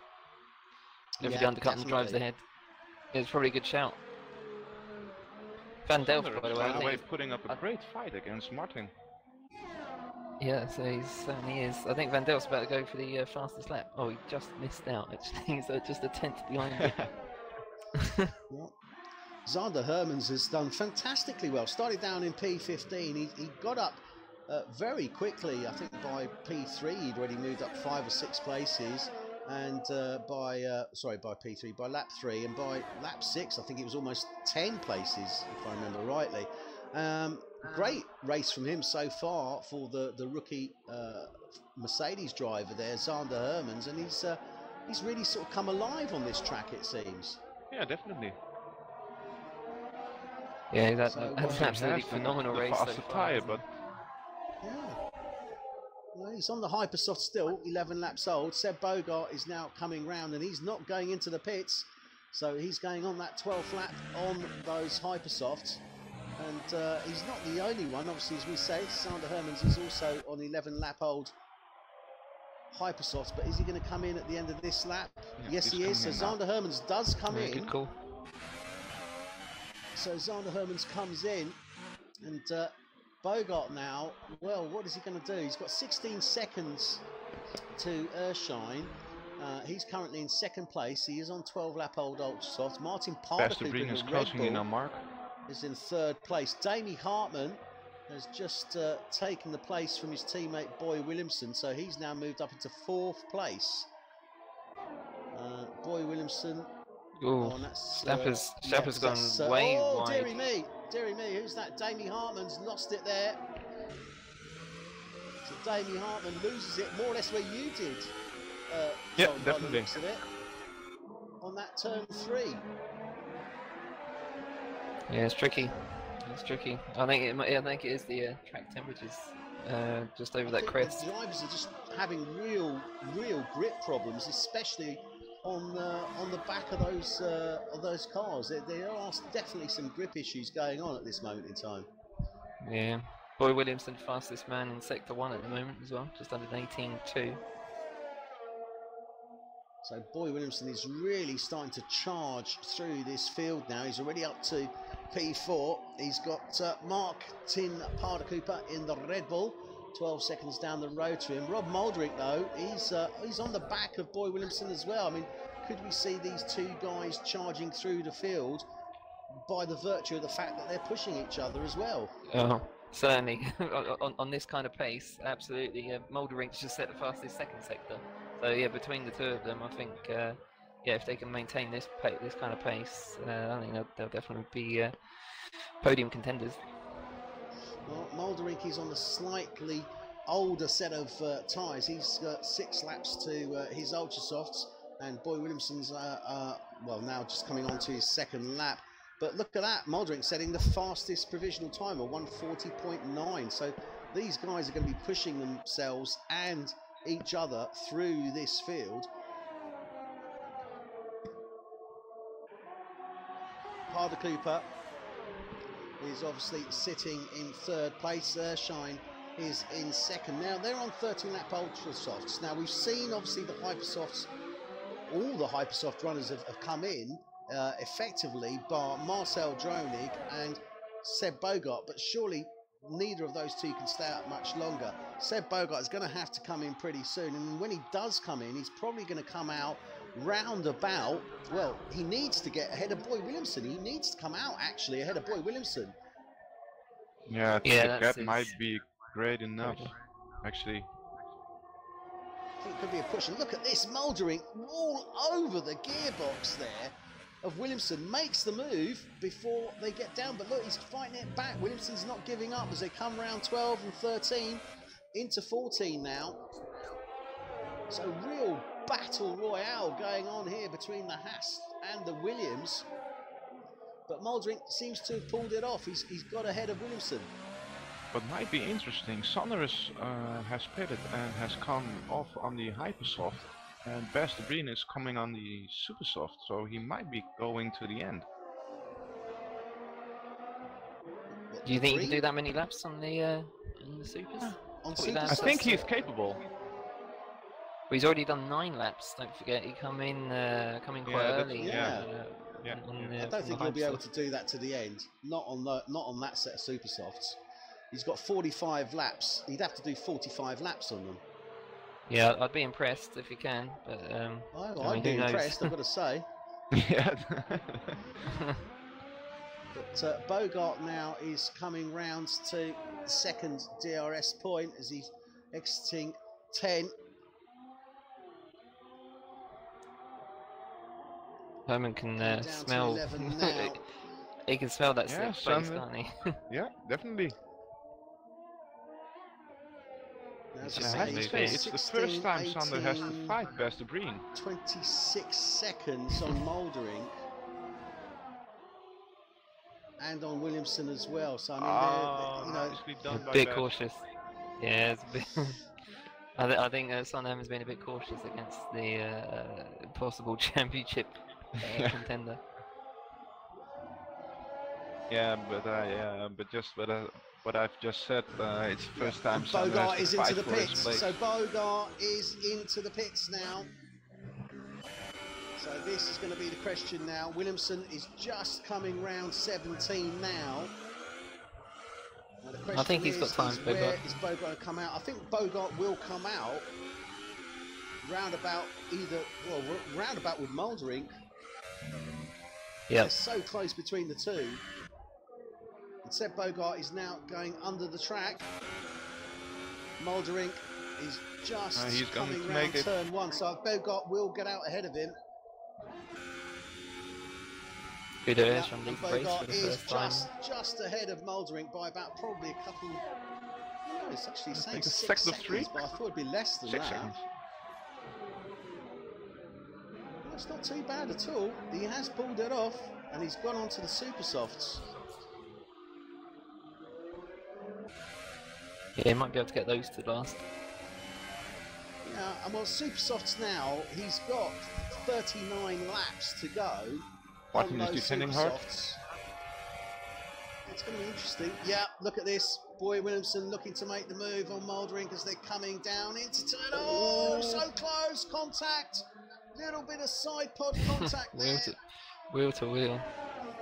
That's good stuff. But, good fighting going on here, but I don't think Molderink's going to let it lie like that. And look at this. He's already coming back as they're coming into turn 11. Oh, dearie me. Side by side again. He gets ahead of him. Nicely done. Gets ahead of him. Round 14 now. Now this is where it's going to tell, because Williamson is going to be looking to come back. How deep can he go? Because Molderink's got a very weird line. Oh, and he goes into the ball! No! Collision between the two drivers. Williamson is out. Molderink does survive. Oh, what a shame. That was all or nothing, wasn't it? I was saying, Desperation. just as I was saying it, because the thing is, Molderink has a very weird approach into that out of 16 into 17, and I think that just wrong-footed Williamson. He was looking to try and take the inside, and he went to take the inside, but when he went to brake, it was just too late. There was nowhere he could go. Yeah, I'm just watching the replay back now. Yeah, it was very sort of wobbly. Yeah, I think it did just catch him out. He slammed on the brakes, and the car was very much out of shape. He bounced off the inside wall and then into the car in front. Yeah, and this is what I was saying, because Molderink's approach, or his entry and exit round 16 and approach into 17, isn't isn't the line you would normally take, and I think that just caught. I think Williamson was probably aware of it and tried to take advantage of it, but he couldn't, and there's nowhere he could go. He just bounced off, as you say, that turn 17 inside corner off the wall there, and that was it. So what a great shame to see. Boy Williamson is out, but Rob Molderink is clearly going to he's got to have some damage on that car, surely. Yeah, I'm just trying to inspect the replay a bit more, see if there is damage on Molderink's car. Be lucky if there isn't. No wing damage, but I think there's got to be some side pod damage, surely.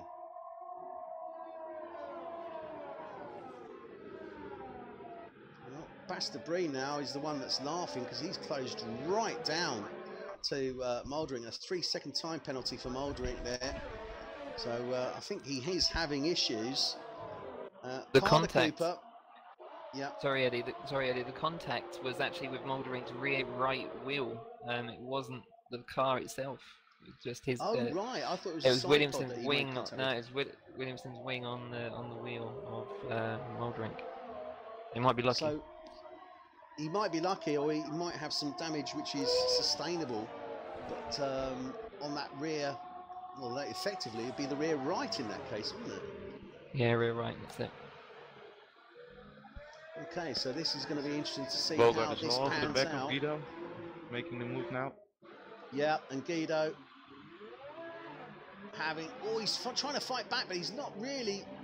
He doesn't really want to Sander risk is it, having does he? his second shot at the best three. Yeah, so Erskine regates his Backed first out. position Backed back out to early. Bogart. Does he still Debris. have his ERS? And Hermans. He's got much more ERS than Debris. And a real battle going on here between Mercedes and Ferrari, not one that we've seen too much at all this season, so it's quite nice to see it on the close of the season. Peter just over to Kevin. Phillips up to P7 now. Yep. Yeah. And Van Delft's tyres coming near to the end of a 9-lap-old Hypersofts. Martin Van also Delft. has destroyed his tires. His front left is not looking best. Yep. So, real fight going on here between Mercedes and the Ferrari for P5, and Hermans isn't letting go, is he? He's staying with that Ferrari.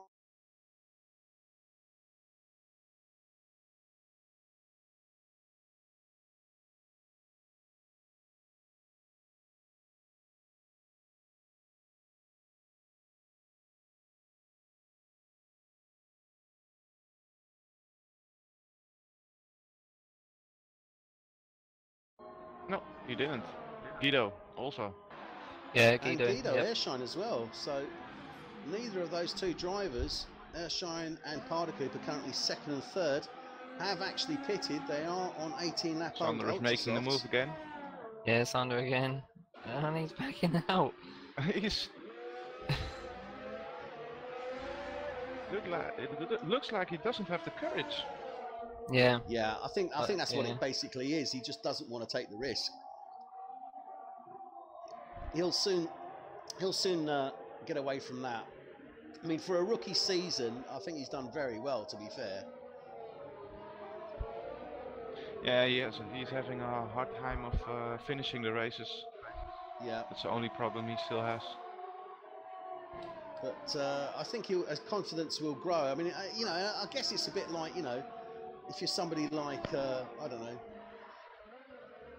Lance Stroll coming up on Hamilton. Do you know what I mean? Yeah, you're gonna be a little bit. You're gonna be a little bit. Hang on. What should I do here? You know, if I get it wrong, I'm going to look awful. So I think there's a little bit of that going on there. But he's certainly shown. Yeah, but the pace. it's There's no two something ways what we about it. encourage our drivers to do is just managing your pace and keep understanding that where you're driving, you're fully of possession of the place. You have as much right as everybody else to drive your way around the track. Oh yeah, absolutely. Yeah, it's fine. Well, he's certainly keeping up with it. Dronic's going to take. I think Dronic's going to take fastest this lap. No, sorry, I keep trying to call that, but that doesn't quite happen. What, Dronik? No. Yeah, Dronic 41.3. He's 4 tenths off. It's not too bad. Yeah, Sander now has him. Yeah. Yeah, he did it. Sander finally. Hermans, as while I was just moved back done. there, Sander Hermans makes the move effectively on the straight there, really, with the DRS. So good move there.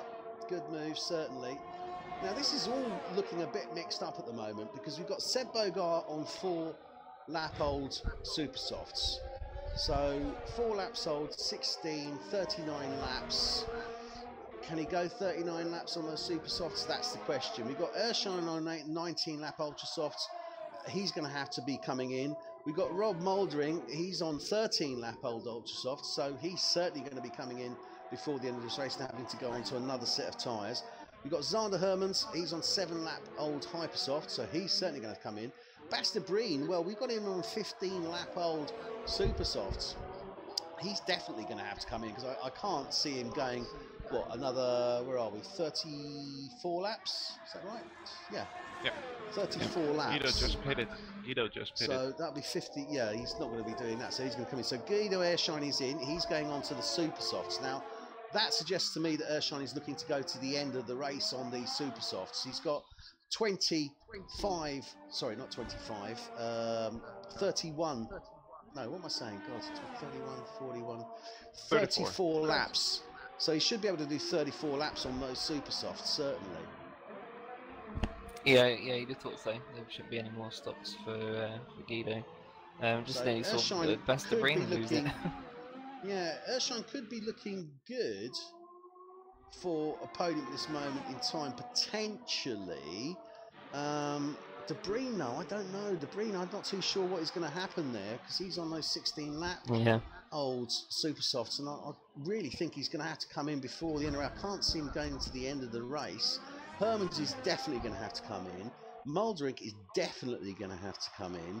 But then it's a question of where they come out. I mean, I would say we're probably looking at around about 20, what, 22 second lap pit stop here? Yes, something like that. I think De Bruyne hurt himself coming in so early on the ultra soft tyres. He come in about lap 5 or something, didn't he? It was pretty early. That's kind of, it was pretty early. That's kind of limited his options now. So yeah, he's going to run these supers. Then he's going to probably, I don't know if he's going to try and get into ultra soft territory, which I think he can. He's got to do another 15 laps or so. I think he can definitely get into ultra tyres. soft territory. I'm wondering if he's not trying to get into hyper soft territory. That's my thinking. Yeah, maybe. You know, because there's a it's train really forming behind Peter with Damien and Marcel. Yeah, three-way for P7. Definitely three-way here for P7 at this moment in time. So Damien Hartman's obviously looking to try and claw his way back after that incident. He's on the gearbox at the moment of Peter Phillips in the Red Bull, but equally Marcel Dronig is there as well. But I don't know, I think Dronig could pick up something here if there's some sort of potential incident between the Red Bull and the Haas, but I think the Haas should be able to make the move fairly soon on that Red Bull, and then it's going to be sort of clear water. So well, we'll see now. We might see it come now, on the yeah. exit of 7. They're all going to have DRS. Got full ERS. They all have different tyres. Yeah, all three on different compound. Yep, look at this. He's looking to make the move here into turn 8. Makes it stick. And now this is going to be an interesting one here. Because obviously Hartman has got ahead of Phillips now, but Marcel Dronig needs to get ahead of Phillips.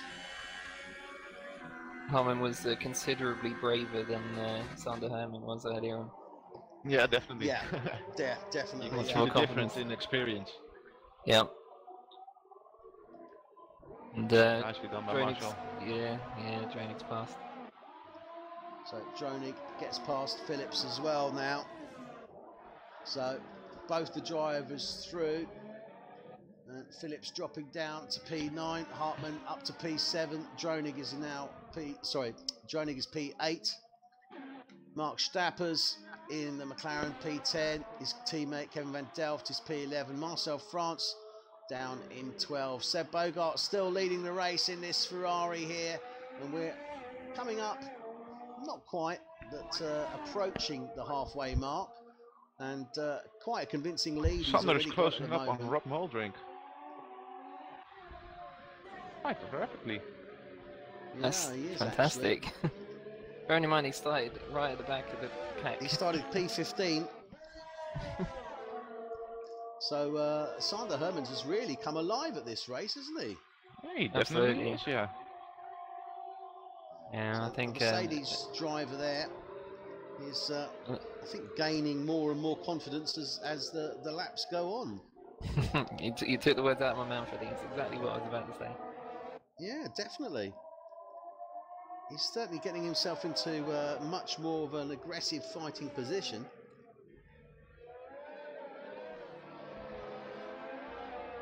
And credit to him. I hope he can show this a lot more in season 5.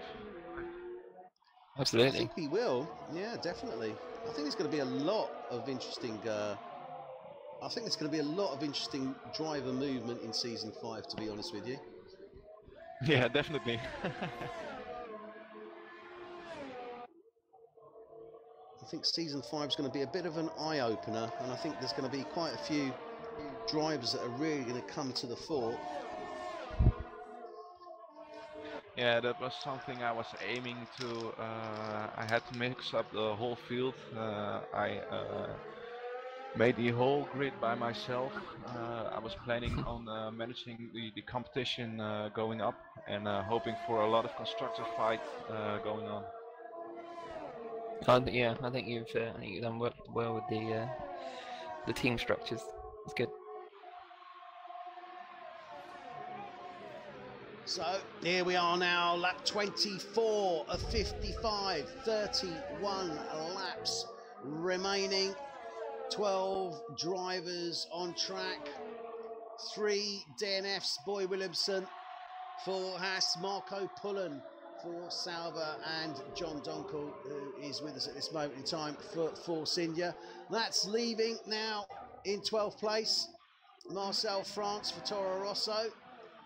11 is Kevin Van Delft for McLaren. 10 is Mark Stappers for McLaren. 9 is Peter Phillips for Red Bull. Damie Hartman is challenging here, or being challenged by Marcel Dronig. And Damie Hartman gets Marcel the place on him, but Dronig comes back. So a real battle going on here as they're coming into that third sector, final sector. And these guys have been battling it out for a few laps now. They might be battling with Sander Herman in the moment. He's putting a new set of Hypersoft again, so he has to come in again. So Herman's going for a very aggressive strategy here this evening. Yeah, clearly the 3-stop, at least. Yeah. Definitely the Hypersoft suits him well. Absolutely, yeah, he's seems to have found his groove with the Hypersoft tyre. Yeah, for sure.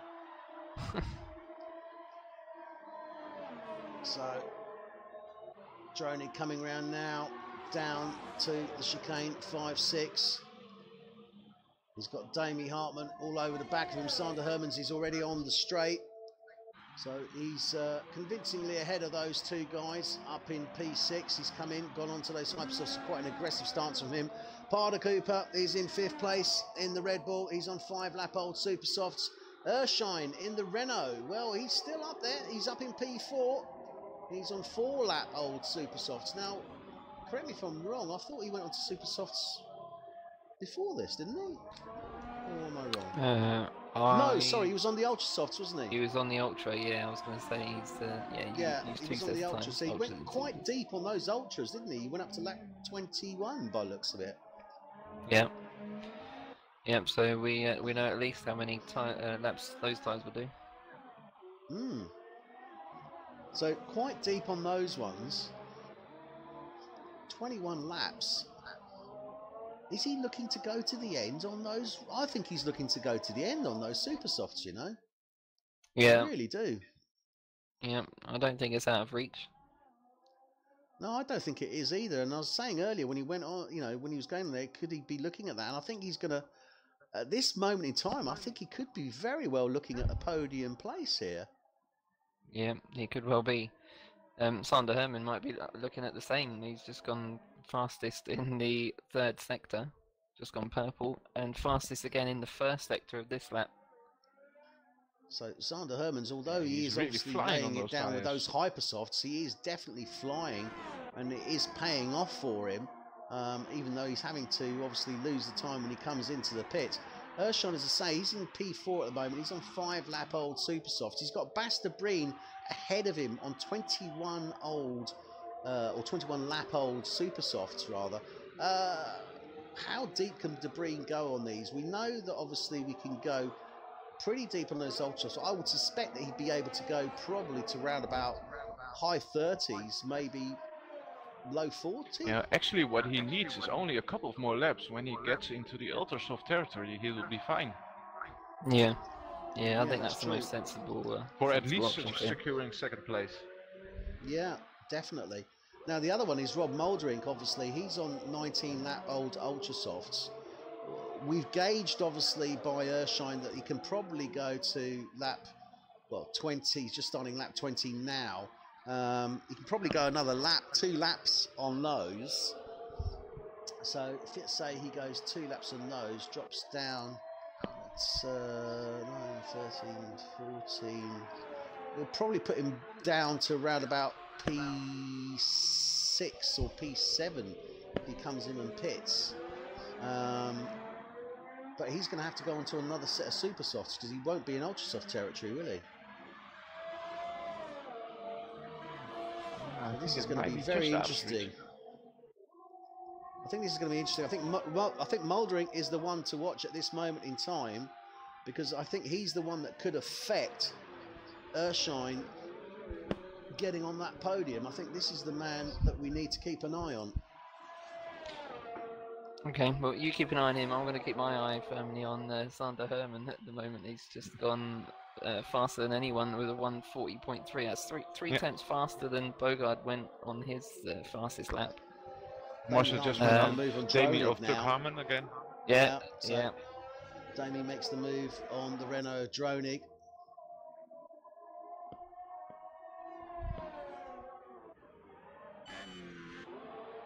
And Hermans is charging through the field. He's on the back of Cooper now as they're coming to the end of the sector, into sector 3.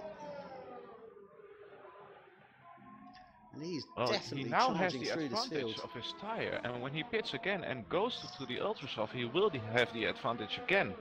So you not even have to open up the gap quite great, I think. I think he might have called it just right. Looks like Marshall has big problems. He's going off all track. Dronig is clearly having problems on those hypersofts now. They are 11 laps old. Yeah. I think Hermans is going to make the move on Cooper as they are going to exit 7. He's coming round to turn 6 into 7 now. Yeah, he's Good all exit. over the back of him. He's going to clearly make the move before he even gets down to turn 8. But he doesn't turn off his ERS. No doubt about it. Yeah, I never understand why drivers do that, why they refuse to defend with the ERS. Yeah. Oh, he's done it now though.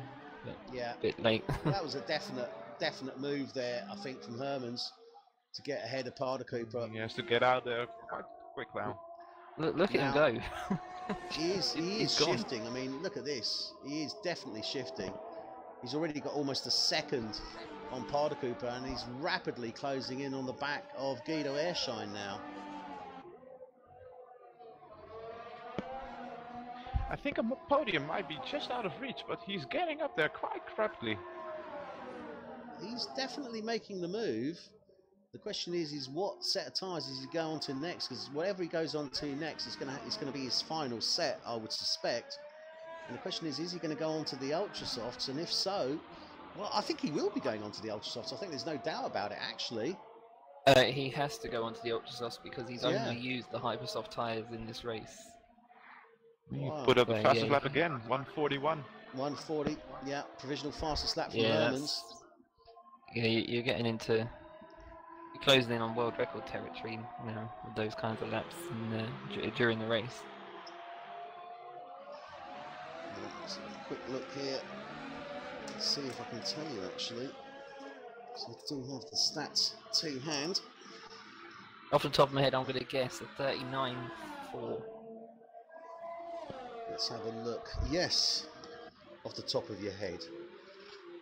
Bang on, 39.4. Was it really? 3. Oh. Yeah. Oh, mate, that really was off the top of my head.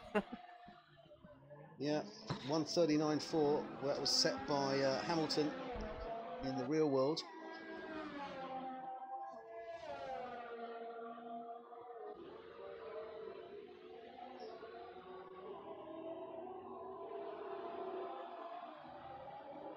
Oh no, sorry.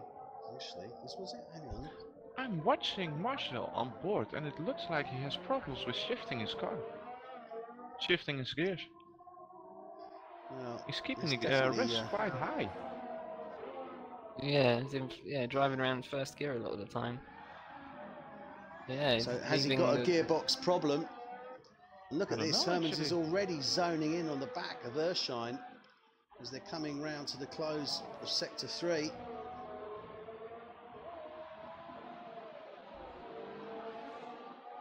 And Muldering is still out. He's starting his 23rd lap. Or rather, he's coming to the end of his 23rd lap. No, it does show that everyone who has to come in now can go to the Ultrasoft and reach the end. Yeah, quite right. So, Muldering is definitely pushing, but the Breen isn't too far off the back of him. It's only a couple of seconds off the back of Muldering now. So I think Sander's going to make the move on Guido. Guido defending well with the ERS. Yeah, Guido's clearly defending, as you guys were commenting on the DRS straight there, but he's definitely defending. Don't think Herman's... Oh, dearie me!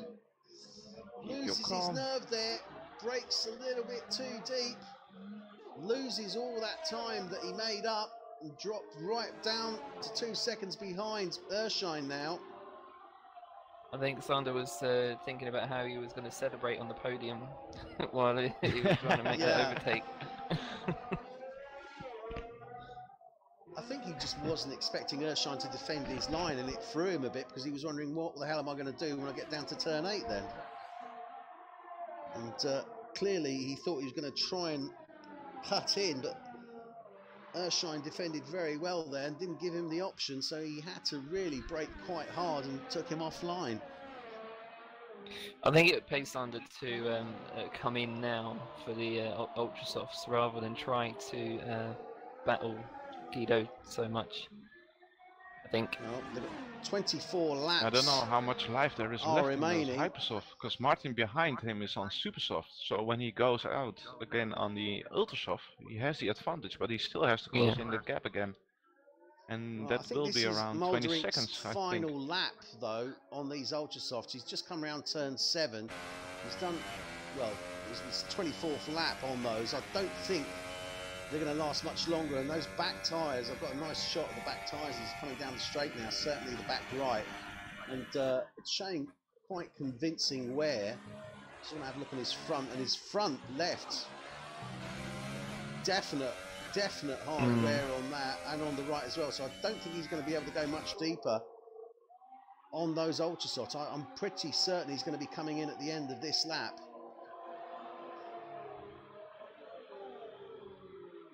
Yeah, you'd have thought so. His pace has really dropped off.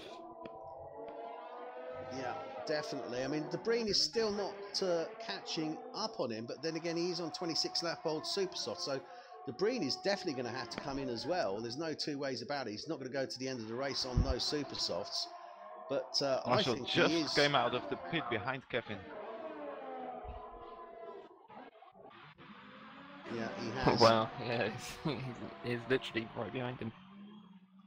He is right on his tail. Should take him here. Should be easy, yeah. Should be on the easy. straight. 100% ERS.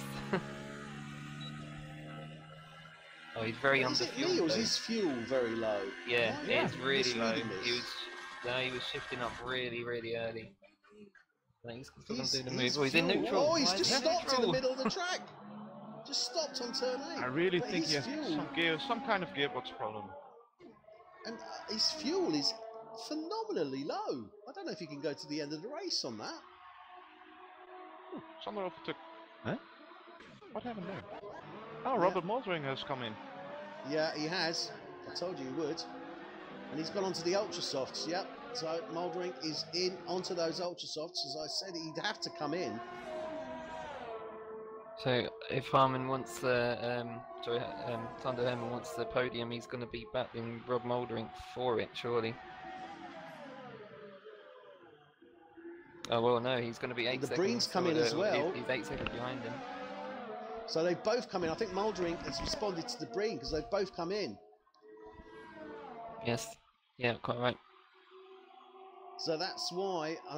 But if Baz and Breen can come up to Rob Moldering and they will lose time battling each other, that might have the advantage to someone.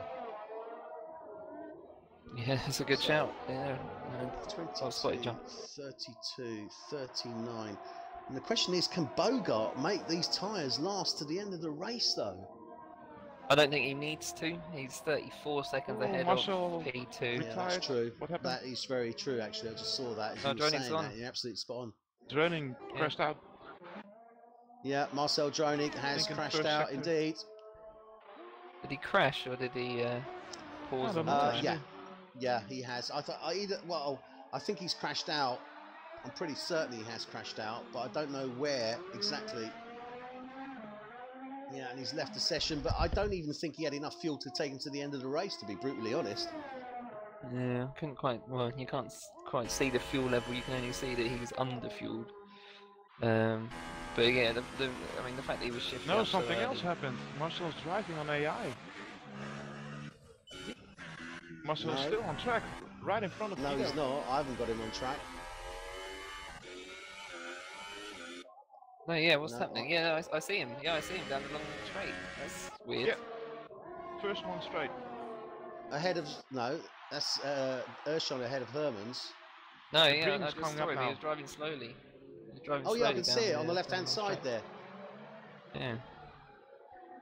Yeah, on the straight. That's right. Let's have a look. Damien Hartman's coming down the straight, so he should come across him. Just clean person. No, he's not Yeah, there. he's just there. There you go. There you he go. is. There he is. Yeah, on the left-hand side. But he has left the session, so that's just his AI driving around now. He has left the session, Yeah, he is DNF'd. and there are yellow flags. But the car's still moving. There are yellow flags. Well, let's not go there.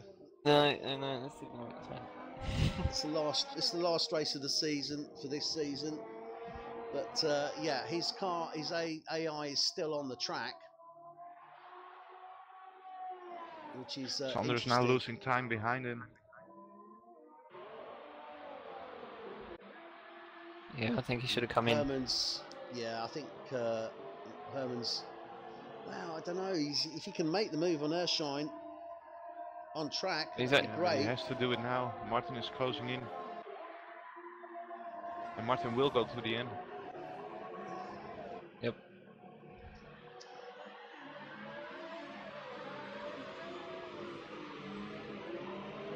Can Erskine make it work?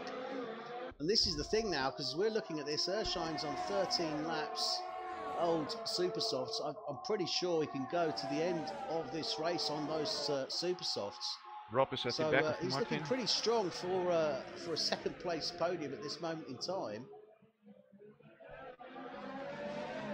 Yeah, Romoldi just lost a place, did he? To Parda Cooper. Drink.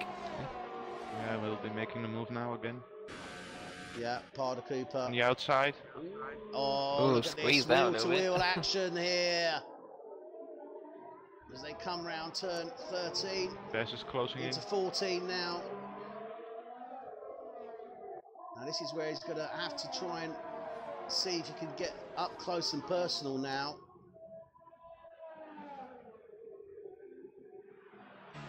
Very, very close here. But Moldering is also close in on the back of Hermans. Hermans close in on the back of Erskine. So this is very interesting here for second, third and fourth places. Yeah, Sanders losing the grip in the rear tyres. Yeah. You can just see it as he exits the final corner. Yeah, he needs to come in. He needed to come in a few laps ago, really. Yeah, if he comes in now and Yeah, he's gets stuck in the out. middle of the battle though, and Yeah. he doesn't. Oh! Oh! See? Goes in Yeah. deep there. Loses his place. Loses 2 places. No, not quite. Not quite, but Parda Cooper should have him now. And this is the other thing now, is the Breen is closing in on the back of Parda Cooper as well. I think he's trying to do too much. yeah. Oh, look, and there's Marcel Moldering pulling and Erskine. over there. Moldering's Was that past Erskine? Erskine. Yep. Yeah. No, that was Dronig on the right-hand side. I think his car's actually pulled over now, his AI.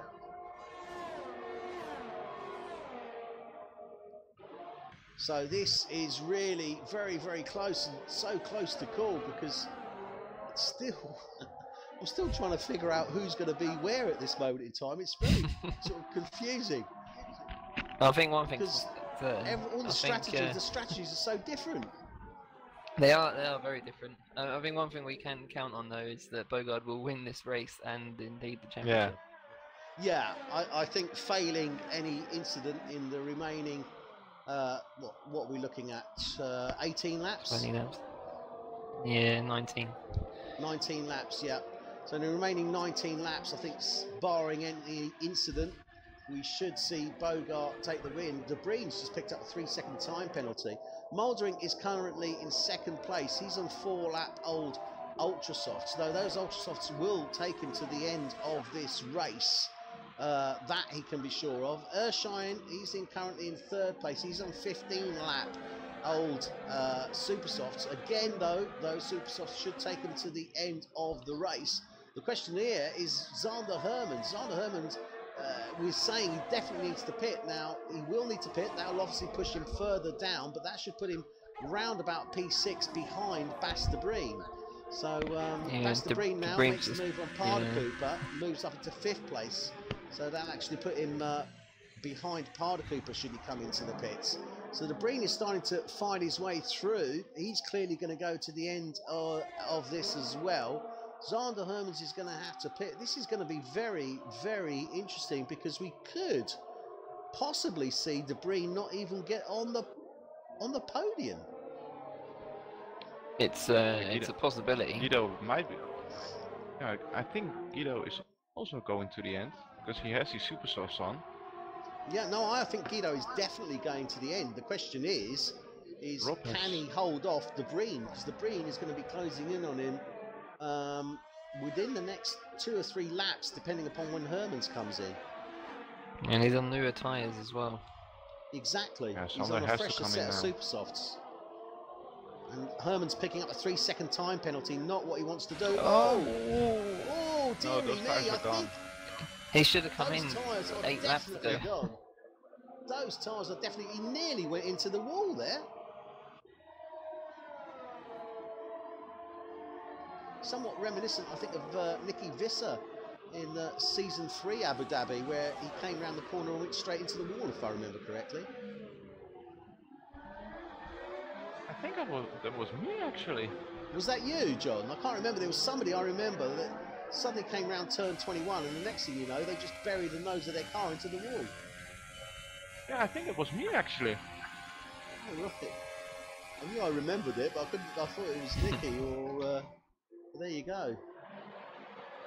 Maybe it's because you were driving a Sauber. Oh, dearie me, and de Breen goes deep in 8. Loses it there, and look at this wheel to wheel here now with Parda Cooper. I mean, he's not letting him through. That was real tough. Parda Cooper lost his front wing. Yeah, he has. Oh, I don't know, has he? Can't see. Does he have any damage? I don't know if he did actually. There was definitely contact. I think on the front right. Parda Cooper's front wing's looking okay. Okay. Damie overtook Mark. Yeah, so Damie makes the move on Mark Stappers in the McLaren, pushing his way up now. But this is going to be, I think this podium is going to be very difficult to call for 2nd and 3rd place at this moment in time, because it literally could be anyone's. Yeah, it could be. And Zander Herman just got a 3-second penalty for multiple warnings. I think that's his first of the race. Breen's also got a 3-second penalty, so he has. At least one that I've seen. No, I think Ershan's got one as well, hasn't he? No, Ershan's got just had 2 warnings. Has he had 2 warnings? But he hasn't had the actual penalty yet. No penalties. I can't believe that Herman is still out there. Yeah. I think he's done a fantastic race. That Hartman is a bit does of the fastest lap, experience he misses. Yeah, that's it. It's the race experience, isn't it? Or the lack of. Oh, it's definitely the lack of race experience at this moment in time that is holding him back. There's no 2 ways about it. But if he can perform like this, then there's good things to come from him without any shadow of doubt. Yeah, definitely. He's got that raw talent there, hasn't he? Definitely, and you can see. Look at de Breen is really pushing. He's trying to. Yeah, you can see Sanders really past him. Look, he makes the move, and I think he basically let him through there. I've got to be safe. I think Herman's just let him through there. I think he forced a mistake from Herman. Herman went wide into, I think it was turn 13, and yeah, I suppose he had to let him through because he'd gone off track. Herman's surely has to come in now. Must be in. Yeah, he's got to come in. Yeah, he's coming in now. So Herman's is in. Now he needs to we'll fight his way back. Behind Stappers, behind Parda Cooper. But Yeah, he's he will going be to in front of have Damien. some time to make up. We've got 16 laps He has a remaining stop and go now. penalty. Yep. No! Has Herman's picked up a stop go? Yeah. Yeah, he must have. No. Let's have a look.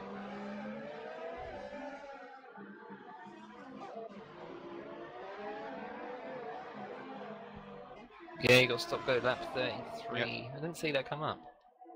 No, I didn't see it either, but there you go. So, Debris He's at the now back of is 23 zoning seconds. in on the back of the Renault as they're coming down to turn 8. He isn't going to make the move on him now, but he is going to be all over the back of him on this gearbox as they're coming round 10. You'll have the DRS. Will he be able to take advantage of it? He's alongside the Renault now as they're coming down to turn 11. Side by side, he's got the advantage, takes the move, gets ahead of the Renault, moves up into 3rd place. What the hell is happening here? Debris moves up into 3rd, takes that place from Erskine. Master He's France now got has Rob blue Muldrick. flags for Martin, but he's not letting him pass.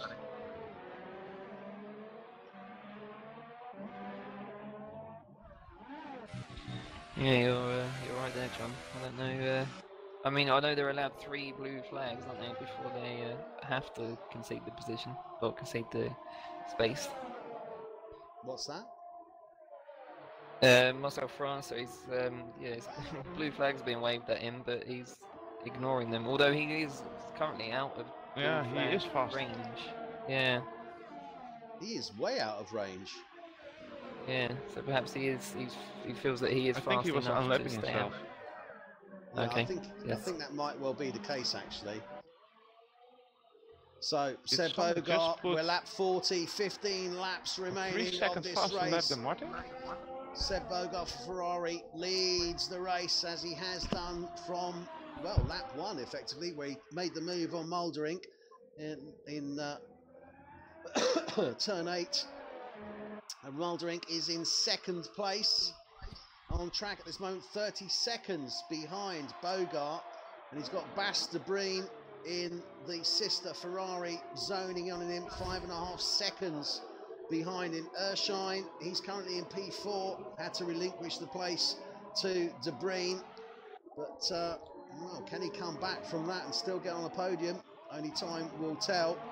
He's in 4th place. He's got Martin Paardenkoper in the Red Bull, 4 seconds down the road from him. Zander Hermans back on track. He's on a fresh set of ultra soft tyres. He's got a lot of time to make up. He's got 14 laps. What can this man do? I mean, we've seen Hermans really charging through the field, certainly on those hypersofts. We'd expect him to put in some fast times. I'd expect him to certainly catch up to Paardenkoper, but the question is, can he get any further than that? I don't think he can. I think he's going to end up probably with P4, isn't it? Sorry, P5. Yeah, I think you might be right. I don't even know if he will catch up to Paardenkoper. It's quite a big ask, 19 seconds. Yeah, gap but he's got. at the Yeah, moment. but remember, Paardenkoper's on 21 lap old super softs. He's Also, on France a is lovely making a fresh move set on of Kevin. ultra softs. I think he will catch up to Paardenkoper, and I think that before the close of the race, he will take that P5. But I don't think he's going to be able to progress much further than that. Peter and Yeah. Mark are fighting really hard. Yeah, for the last point, 10th place. Yeah. Oh, Peter Mark just Finn- went in. Stappers is in the Yeah. pits. Or he's going to Kevin get and Marshall an also extra point, fighting. possibly. No, actually not. So Stappers is into the pits. He's going to be coming off those super softs. He's going on to a nice Bogart is coming fresh in. set of ultra softs. Yeah, race and championship leader Bogard coming into the pit. He's obviously got He's time to. plenty of time, hasn't he? I mean, what's he going to do? Yeah. He's going Going on to for the. It had hypersofts. to be, didn't it? He's gone on to the Yeah. hypersofts. It had to be. He wants There's the no fastest two lap. ways about it. He's seen Damien Hartman Yeah. get a 39.0, which is faster than the lap record, I believe. I think he wants to beat that. Sander just took out 2 seconds of Martin in 1 lap. Incredible. Yeah, he has. Look at that. He's closed it Yeah, right 2 down. He's seconds. taken out 5 seconds in 2 laps. So he's definitely closing in on Paardenkoper. And De Bruyne in third place. He's only just over 4 seconds off the back of Mouldering. 13 laps remaining of this race. I don't think De Bruyne's going to be able to close down Mouldering though. I mean, I don't know. I don't think so. Barring Mouldering making a mistake, I don't think he's going to be able to close him down anymore. No, I don't think so. Something we haven't mentioned actually is Demi Hartman's only 3 seconds behind Sander Herman, albeit he is on the ultra soft tyres. Yeah. Sorry, yeah, on the hypersoft tyres. Yeah, and he's on the hypersoft. He's about a second a lap faster than, 0.8 a lap faster than Herman. Wow. Well, that's going to be interesting. Well, to see how much is he faster than Martin? Because if he can catch up to him. Well, I think first, second. I think the podiums are barring any incident, pretty much sealed. As it stands. We're going to see a 1-3 Ferrari. I think we're pretty much confident that we're going to keep Erskine in that 4th place. Because Paardenkoper's, I don't know, Paardenkoper's on an equal set of super softs. He's only 2 odd seconds off the back of Erskine, so it's possible if there's any incident. That's going to be down to the drivers, and they're going to bet. Yeah, it's 1.7 now. Kevin Van Delft picking up 3 seconds. He pitted. Erskine is in the pit. Yeah, he pitted. Ershine's pitted. Yep. Well, that's Erskine out, so that means he's on the Paardenkoper has taken that 4th place. I must admit, I thought I saw him coming in, but I thought I ignored it because I didn't thought it couldn't be. Herman's obviously, he moves over to 5th place. Hartman moves up to 6th. Erskine comes out in 7th. Only 2.6 now between Harman and Herman. But this is the thing. I mean, you know, we've spoken to Guido about this before, and he's always looking so good, and we're thinking that he can maintain those tyres, but the tyres seem to go away from him quite a lot, and he doesn't want to ever seem to want to take the risk. He always would rather put it on a fresher set of tyres and rather than take the risk.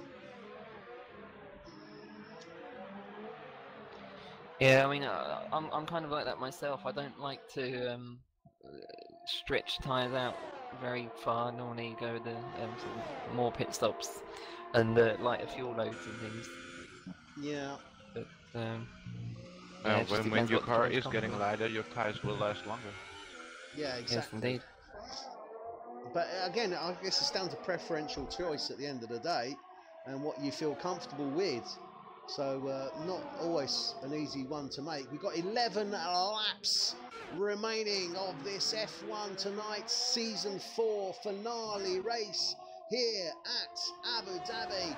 And it certainly has been an interesting race from start to finish. Bogart did start second on the grid with Mouldering in first. He managed to take the place from him on that first lap, turn 8, and has maintained it throughout. Mouldering has maintained his second place and looks as if he's looking pretty solid for that second place podium finish. And Bas de Bruyne in the Ferrari looks pretty solid as well for third place. Although that said, he is starting to close in somewhat on Mouldering, but not enough. So we'll see how that pans out. Martin Paardenkoper in the Red Bull. Certainly looking to go to the end of this race on those super softs. Can't see him pitting, could be wrong, but doubt it. He's in P4 at this moment in time. Sander Hermans though, 10 places, not to be sniffed at for the closing race of the season. This rookie driver for Mercedes, and he's put in some great racing. Little bit cautious, would we say, gentlemen? Is he just being a little bit too cautious at the time? Inexperienced. But it suits him now. Yeah. So he's certainly done a fantastic race, and that cannot be taken away from him in any way, shape or form. Demi Hartman in the Haas, well, he's down in P6. He's had a tougher race. We saw him earlier on with that collision, and that certainly didn't help him, but he managed to come away from it relatively unscathed, and certainly suffered a few knockbacks, but he's up in P6. Erskine, well, he was there in P4. He was on the super softs. We weren't expecting him to come in, but clearly he didn't feel that those super softs would take him to the end of the race, so he came in, pitted, went on to the ultra softs, and he's looking to try and see if he can charge a little bit more through the field. Although that said, I think he's got his work cut out for him. He's got Damie Hartman, who is ahead of him, but he is on a set of hypersofts which will clearly go to the end of this race, so it's going to be a bit of a challenge to see whether he can get past that Haas. Peter Phillips in the Red Bull, he's down in P8, and solid race there from the Red Bull driver. Mark Schnappers, as always give a little mention to Mark. Haven't had so far this race, but I'll close his season 4 by pointing out that he is the only driver within the F1 league who drives with all assists off and in cockpit view. So clearly Schnappers is a sucker for punishment, but he likes to keep it real. Fair play to him. Yeah, I do. I'm reaching my point. Will I be leaving you guys and joining my drives again for the grand finale? I want to thank you two guys for completing our season, committing you two for us, and broadcasting it live with your intelligence, your input, your view on it. Yeah, we all want to thank you guys both. We hope you'll be enjoying us again in season 5, and we'll be seeing each other again. Indeed, we're very much looking forward to season 5, and certainly from my point of view, thank you for those comments, John. Yeah, thanks very much, John. Yeah, it's been a pleasure this half of the season, and yeah, I'll definitely be back for season 5. Absolutely. So there you have it. Okay, it's official. No going back on it now, soon. Adrian. So 10th place, Marcel France in the Toro Rosso. Kevin Van Delft, McLaren driver, rookie for this season as well. Very late rookie, but doing well there. And he's in P11. DNFs, we have Marcel Dronig in the Renault, Boy Williamson in the Haas, Marco Pullen in the Sauber, and John Donkel, who just left the party to go and join the final drivers for the close of this race in the driver chat. And remaining drivers there that are showing, obviously, not racing. And a couple of those drivers we won't see for season 5. So there are, I believe at this moment in time, 2 seats available for season 5. So anybody watching who might well be interested, do contact John Donkel for Formula 1 or F1 tonight. And I'm sure he'll give you a tryout to see what you can do. But we're on the closing stages now, 7 laps remaining, and it's been a real tough one to call with such different strategies going on. It's, you know, normally you can sort of say, okay, well, that's not looking so bad. A few left field movements there, certainly from Erskine, wasn't expecting that. But I think we can safely say that those top 3 are looking pretty solid, aren't they, Adrian?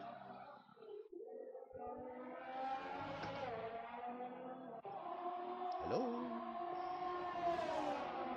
Adrian, are you there, pal? Oh, sorry, I was muted. Are you there, pal? Sorry, Eddie. Sorry. Right. Yeah, I was just saying. I was just talking to myself, and I was saying, yeah, the top 3, they haven't been. They weren't sort of guaranteed, were they? Yeah, I mean, no. Perhaps the guy number 1 is almost guaranteed, but yeah. But yeah, the other 2, yeah, certainly they had to fight to get to where they are. But sort of once they crossed that sort of threshold, point of no return, I think that was the deal done. Yeah, some surprising moments from Erskine again with his pit stop pit stop strategies. Thought he had it in the bag, but no, he's decided to not chicken Err out, on the but side of just play it safe. Yeah, Err on the side of caution. He does, and I've got to say, I honestly, and I'll say it to him, and I'll say it now, but I think it works to the detriment of him, because I think he has the ability and the capability, and I'm really felt as if he could have gone, deeper on those tyres. But who are we to say, because we're not the ones that are in the cars, and we don't know, how badly it may be affecting. I mean, very often though, what I do tend to find is that sometimes you reach a point on the tyres where you think they're giving out, but they're not. There's still a second wind left in them, but you just don't want to take that risk. Yeah, that's right. I mean, even if you race the same race sort of 10 times, you won't necessarily have the same things happen in terms of the tyre degradation, just because of the nature of the track. It's like it's a living track in essence, so it does develop over time.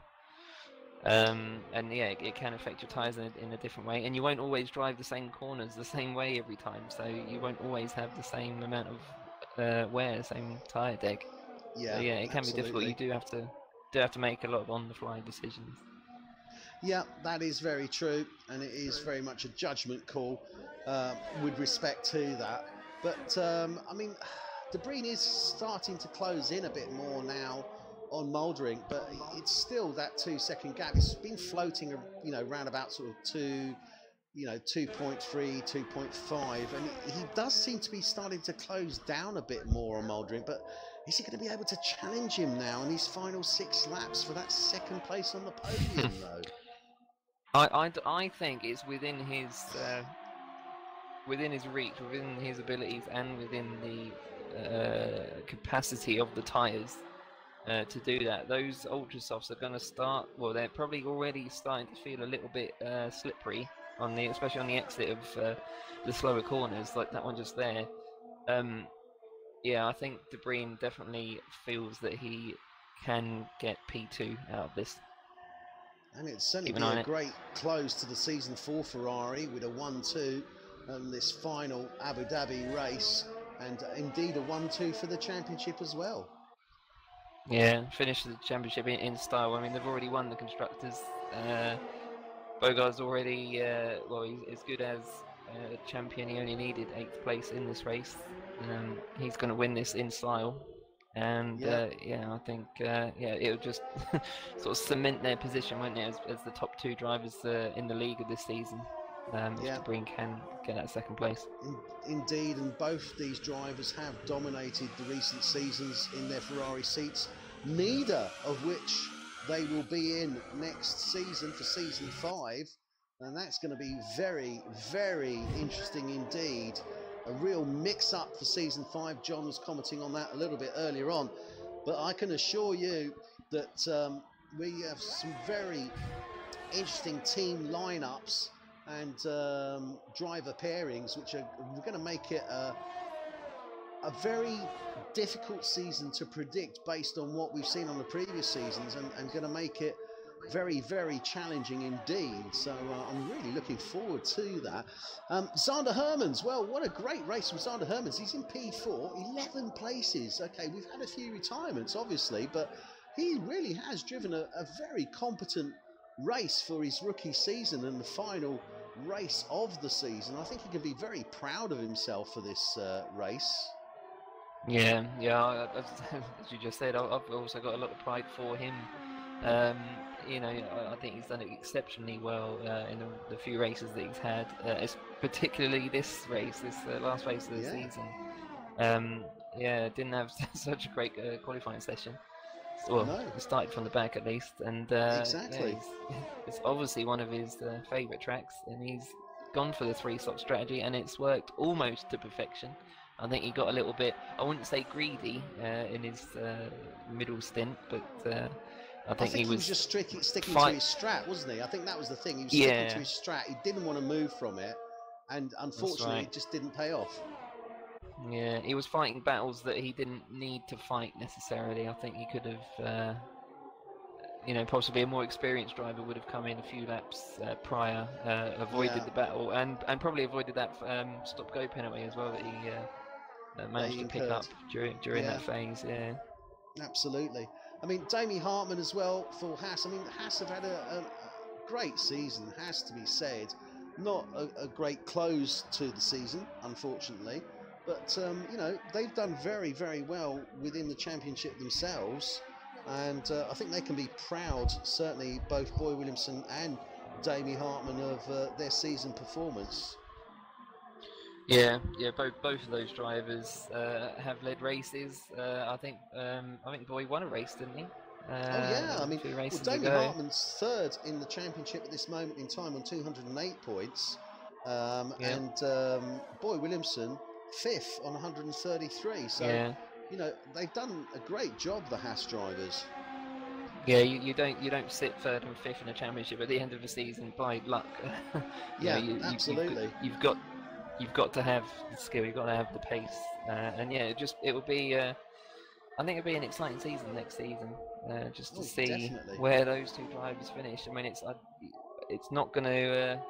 I don't think one driver or one team will dominate as much next season as perhaps they have this season.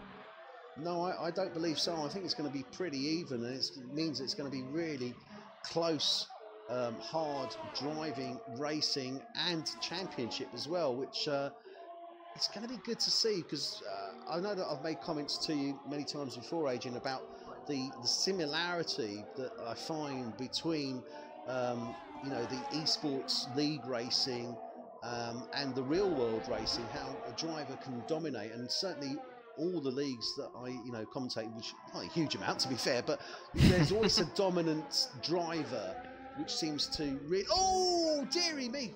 Sorry, I was just watching the exit 17 there, and Damie Hartman nearly loses it, so sharp intake of breath there. That does mean that Guido Erschine's going to be closing in on him. This is going to be interesting. But yeah, there always seems to be a driver that dominates, and with the driver lineup for next year and the team, I don't think there's going to be that much dominance. I don't think it's going to be there.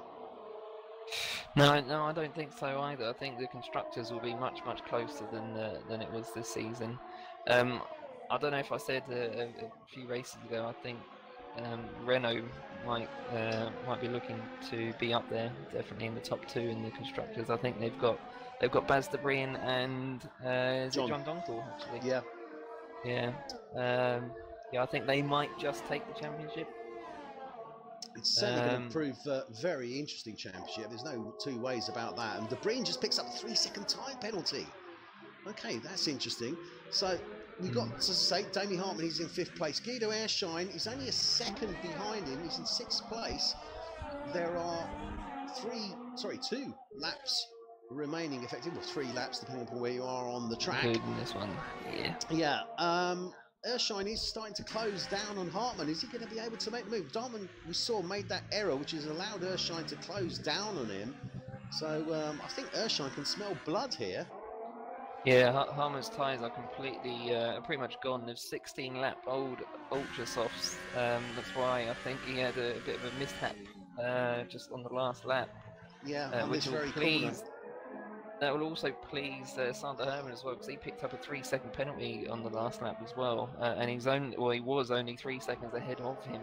So I think he'll, yeah. So he won't be aware necessarily that Hartman's got that penalty, but he'll notice that he's falling back a bit.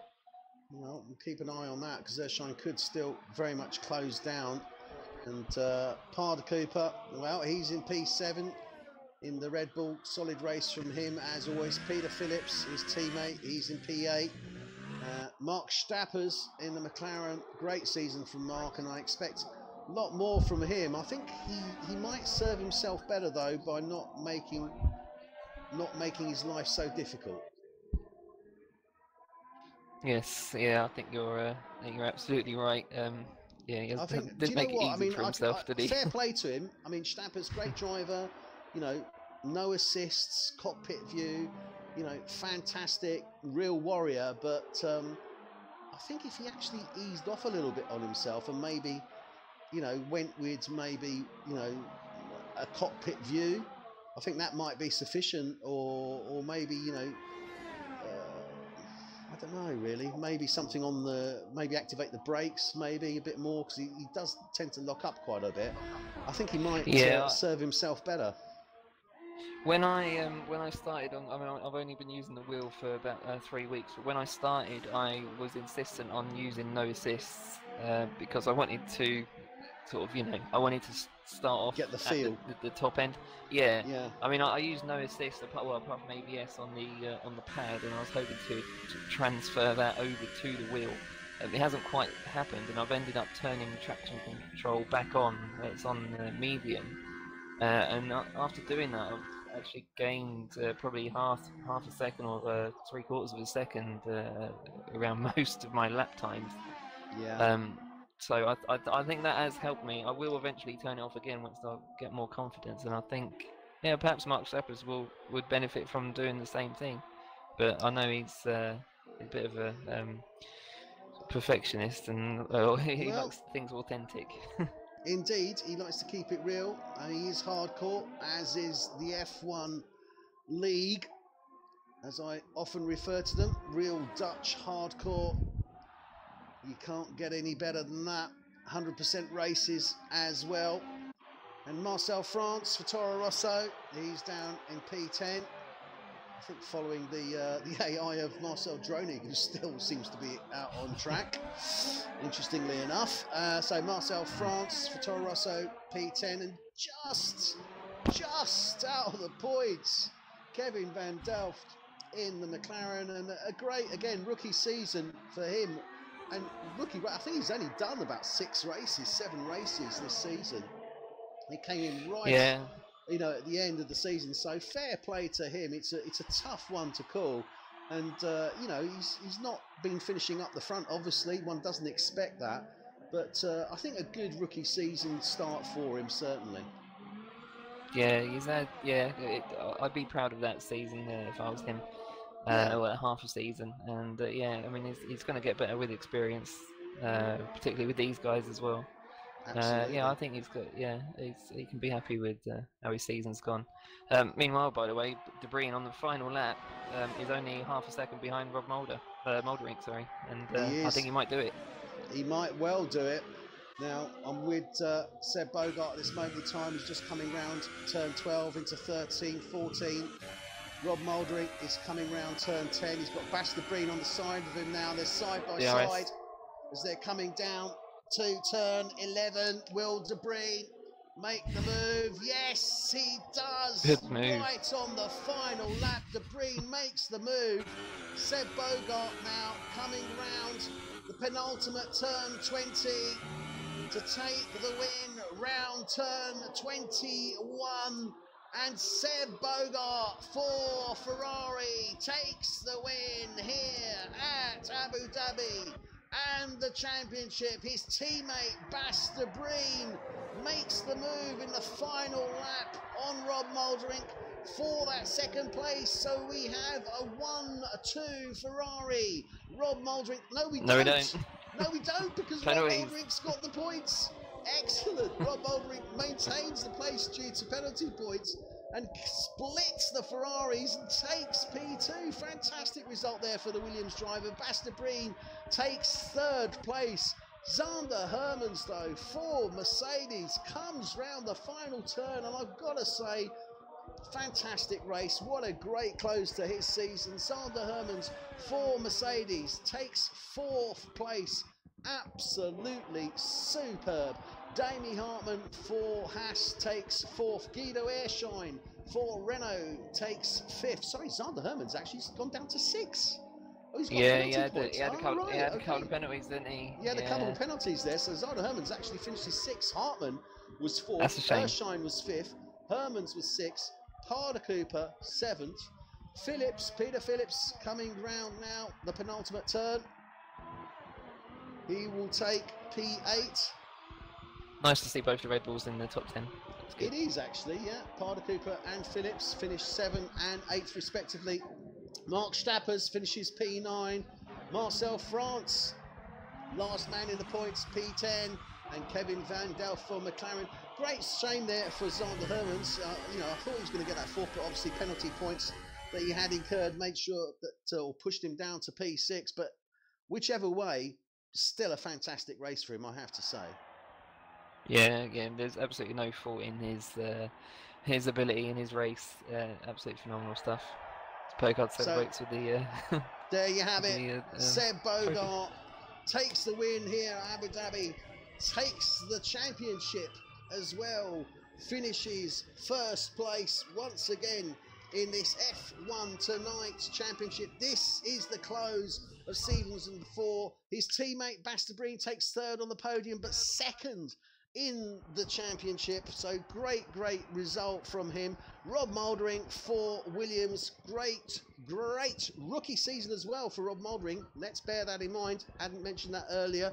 So Williams, so fantastic result for him. He takes second place. Damie Hartman, he takes fourth place. And in the championship, I think he maintains his place in the championship, if memory serves me correctly. And as I said, Damie Hartman finishes third in the Drivers' Championship. So great result there for the Haas driver. Guido Ershine, he takes fifth place for Renault. Zander Hermans for Mercedes takes sixth place, but a great race from Zander Hermans, has to be said. Really great job. And that is the close of the season. There you have the result. Seb Bogart for Ferrari takes the win. Basta Breen comes second. Damie Hartman for Haas is third in the championship. Nicky Visser, who didn't race with us this evening, but he's had a fantastic season for Sauber as well. So great result, Nicky, finishing fourth in the championship. Well done. Boy Williamson for Haas, there you have it, finishes fifth place. Guido Ershine for Renault is sixth in the championship. Martin Parder Cooper for Red Bull finishes seventh in the championship. Don Donkel, 8. Ruud Windale, 9 for Williams. Mark Stappers, 10. Marco Pullen, 11. Rob Mouldering is 12. Marcel Dronig, 13. 14, Marcel France. 15, Peter Phillips. 16, Miguel Tourney. 18, Stan Drumkov. And 19, Zander Hermans and Kevin Van Delft, 20. Sorry, Adrian, I just had to get that out of the way before it stops. That's fine, we've run out of time. Yeah, no, I was just saying John Donkel is 8th place in the championship just by 1 point. Yeah, really phenomenal race. Well, we will be back. I'm pretty sure we're actually back in a couple of weeks' time, but do keep a lookout for us, and we will let you know as soon as we know. But I'm pretty sure it's in a couple of weeks' time. We'll be starting season 5 in Australia at Albert Park. So hopefully you'll be able to join us then. I will be there, and certainly Adrian will be there. We hope you've enjoyed the race this evening, and we certainly have, and we look forward to seeing you in a couple of weeks' time in Albert Park in Australia. Yeah, wait, look forward to that one. Okay, thank you very much, everyone. Good night. You can just be commentating with you for this season. You'll soon change your mind, my friend. Don't you worry. All right, thank you guys. Take care. Good night.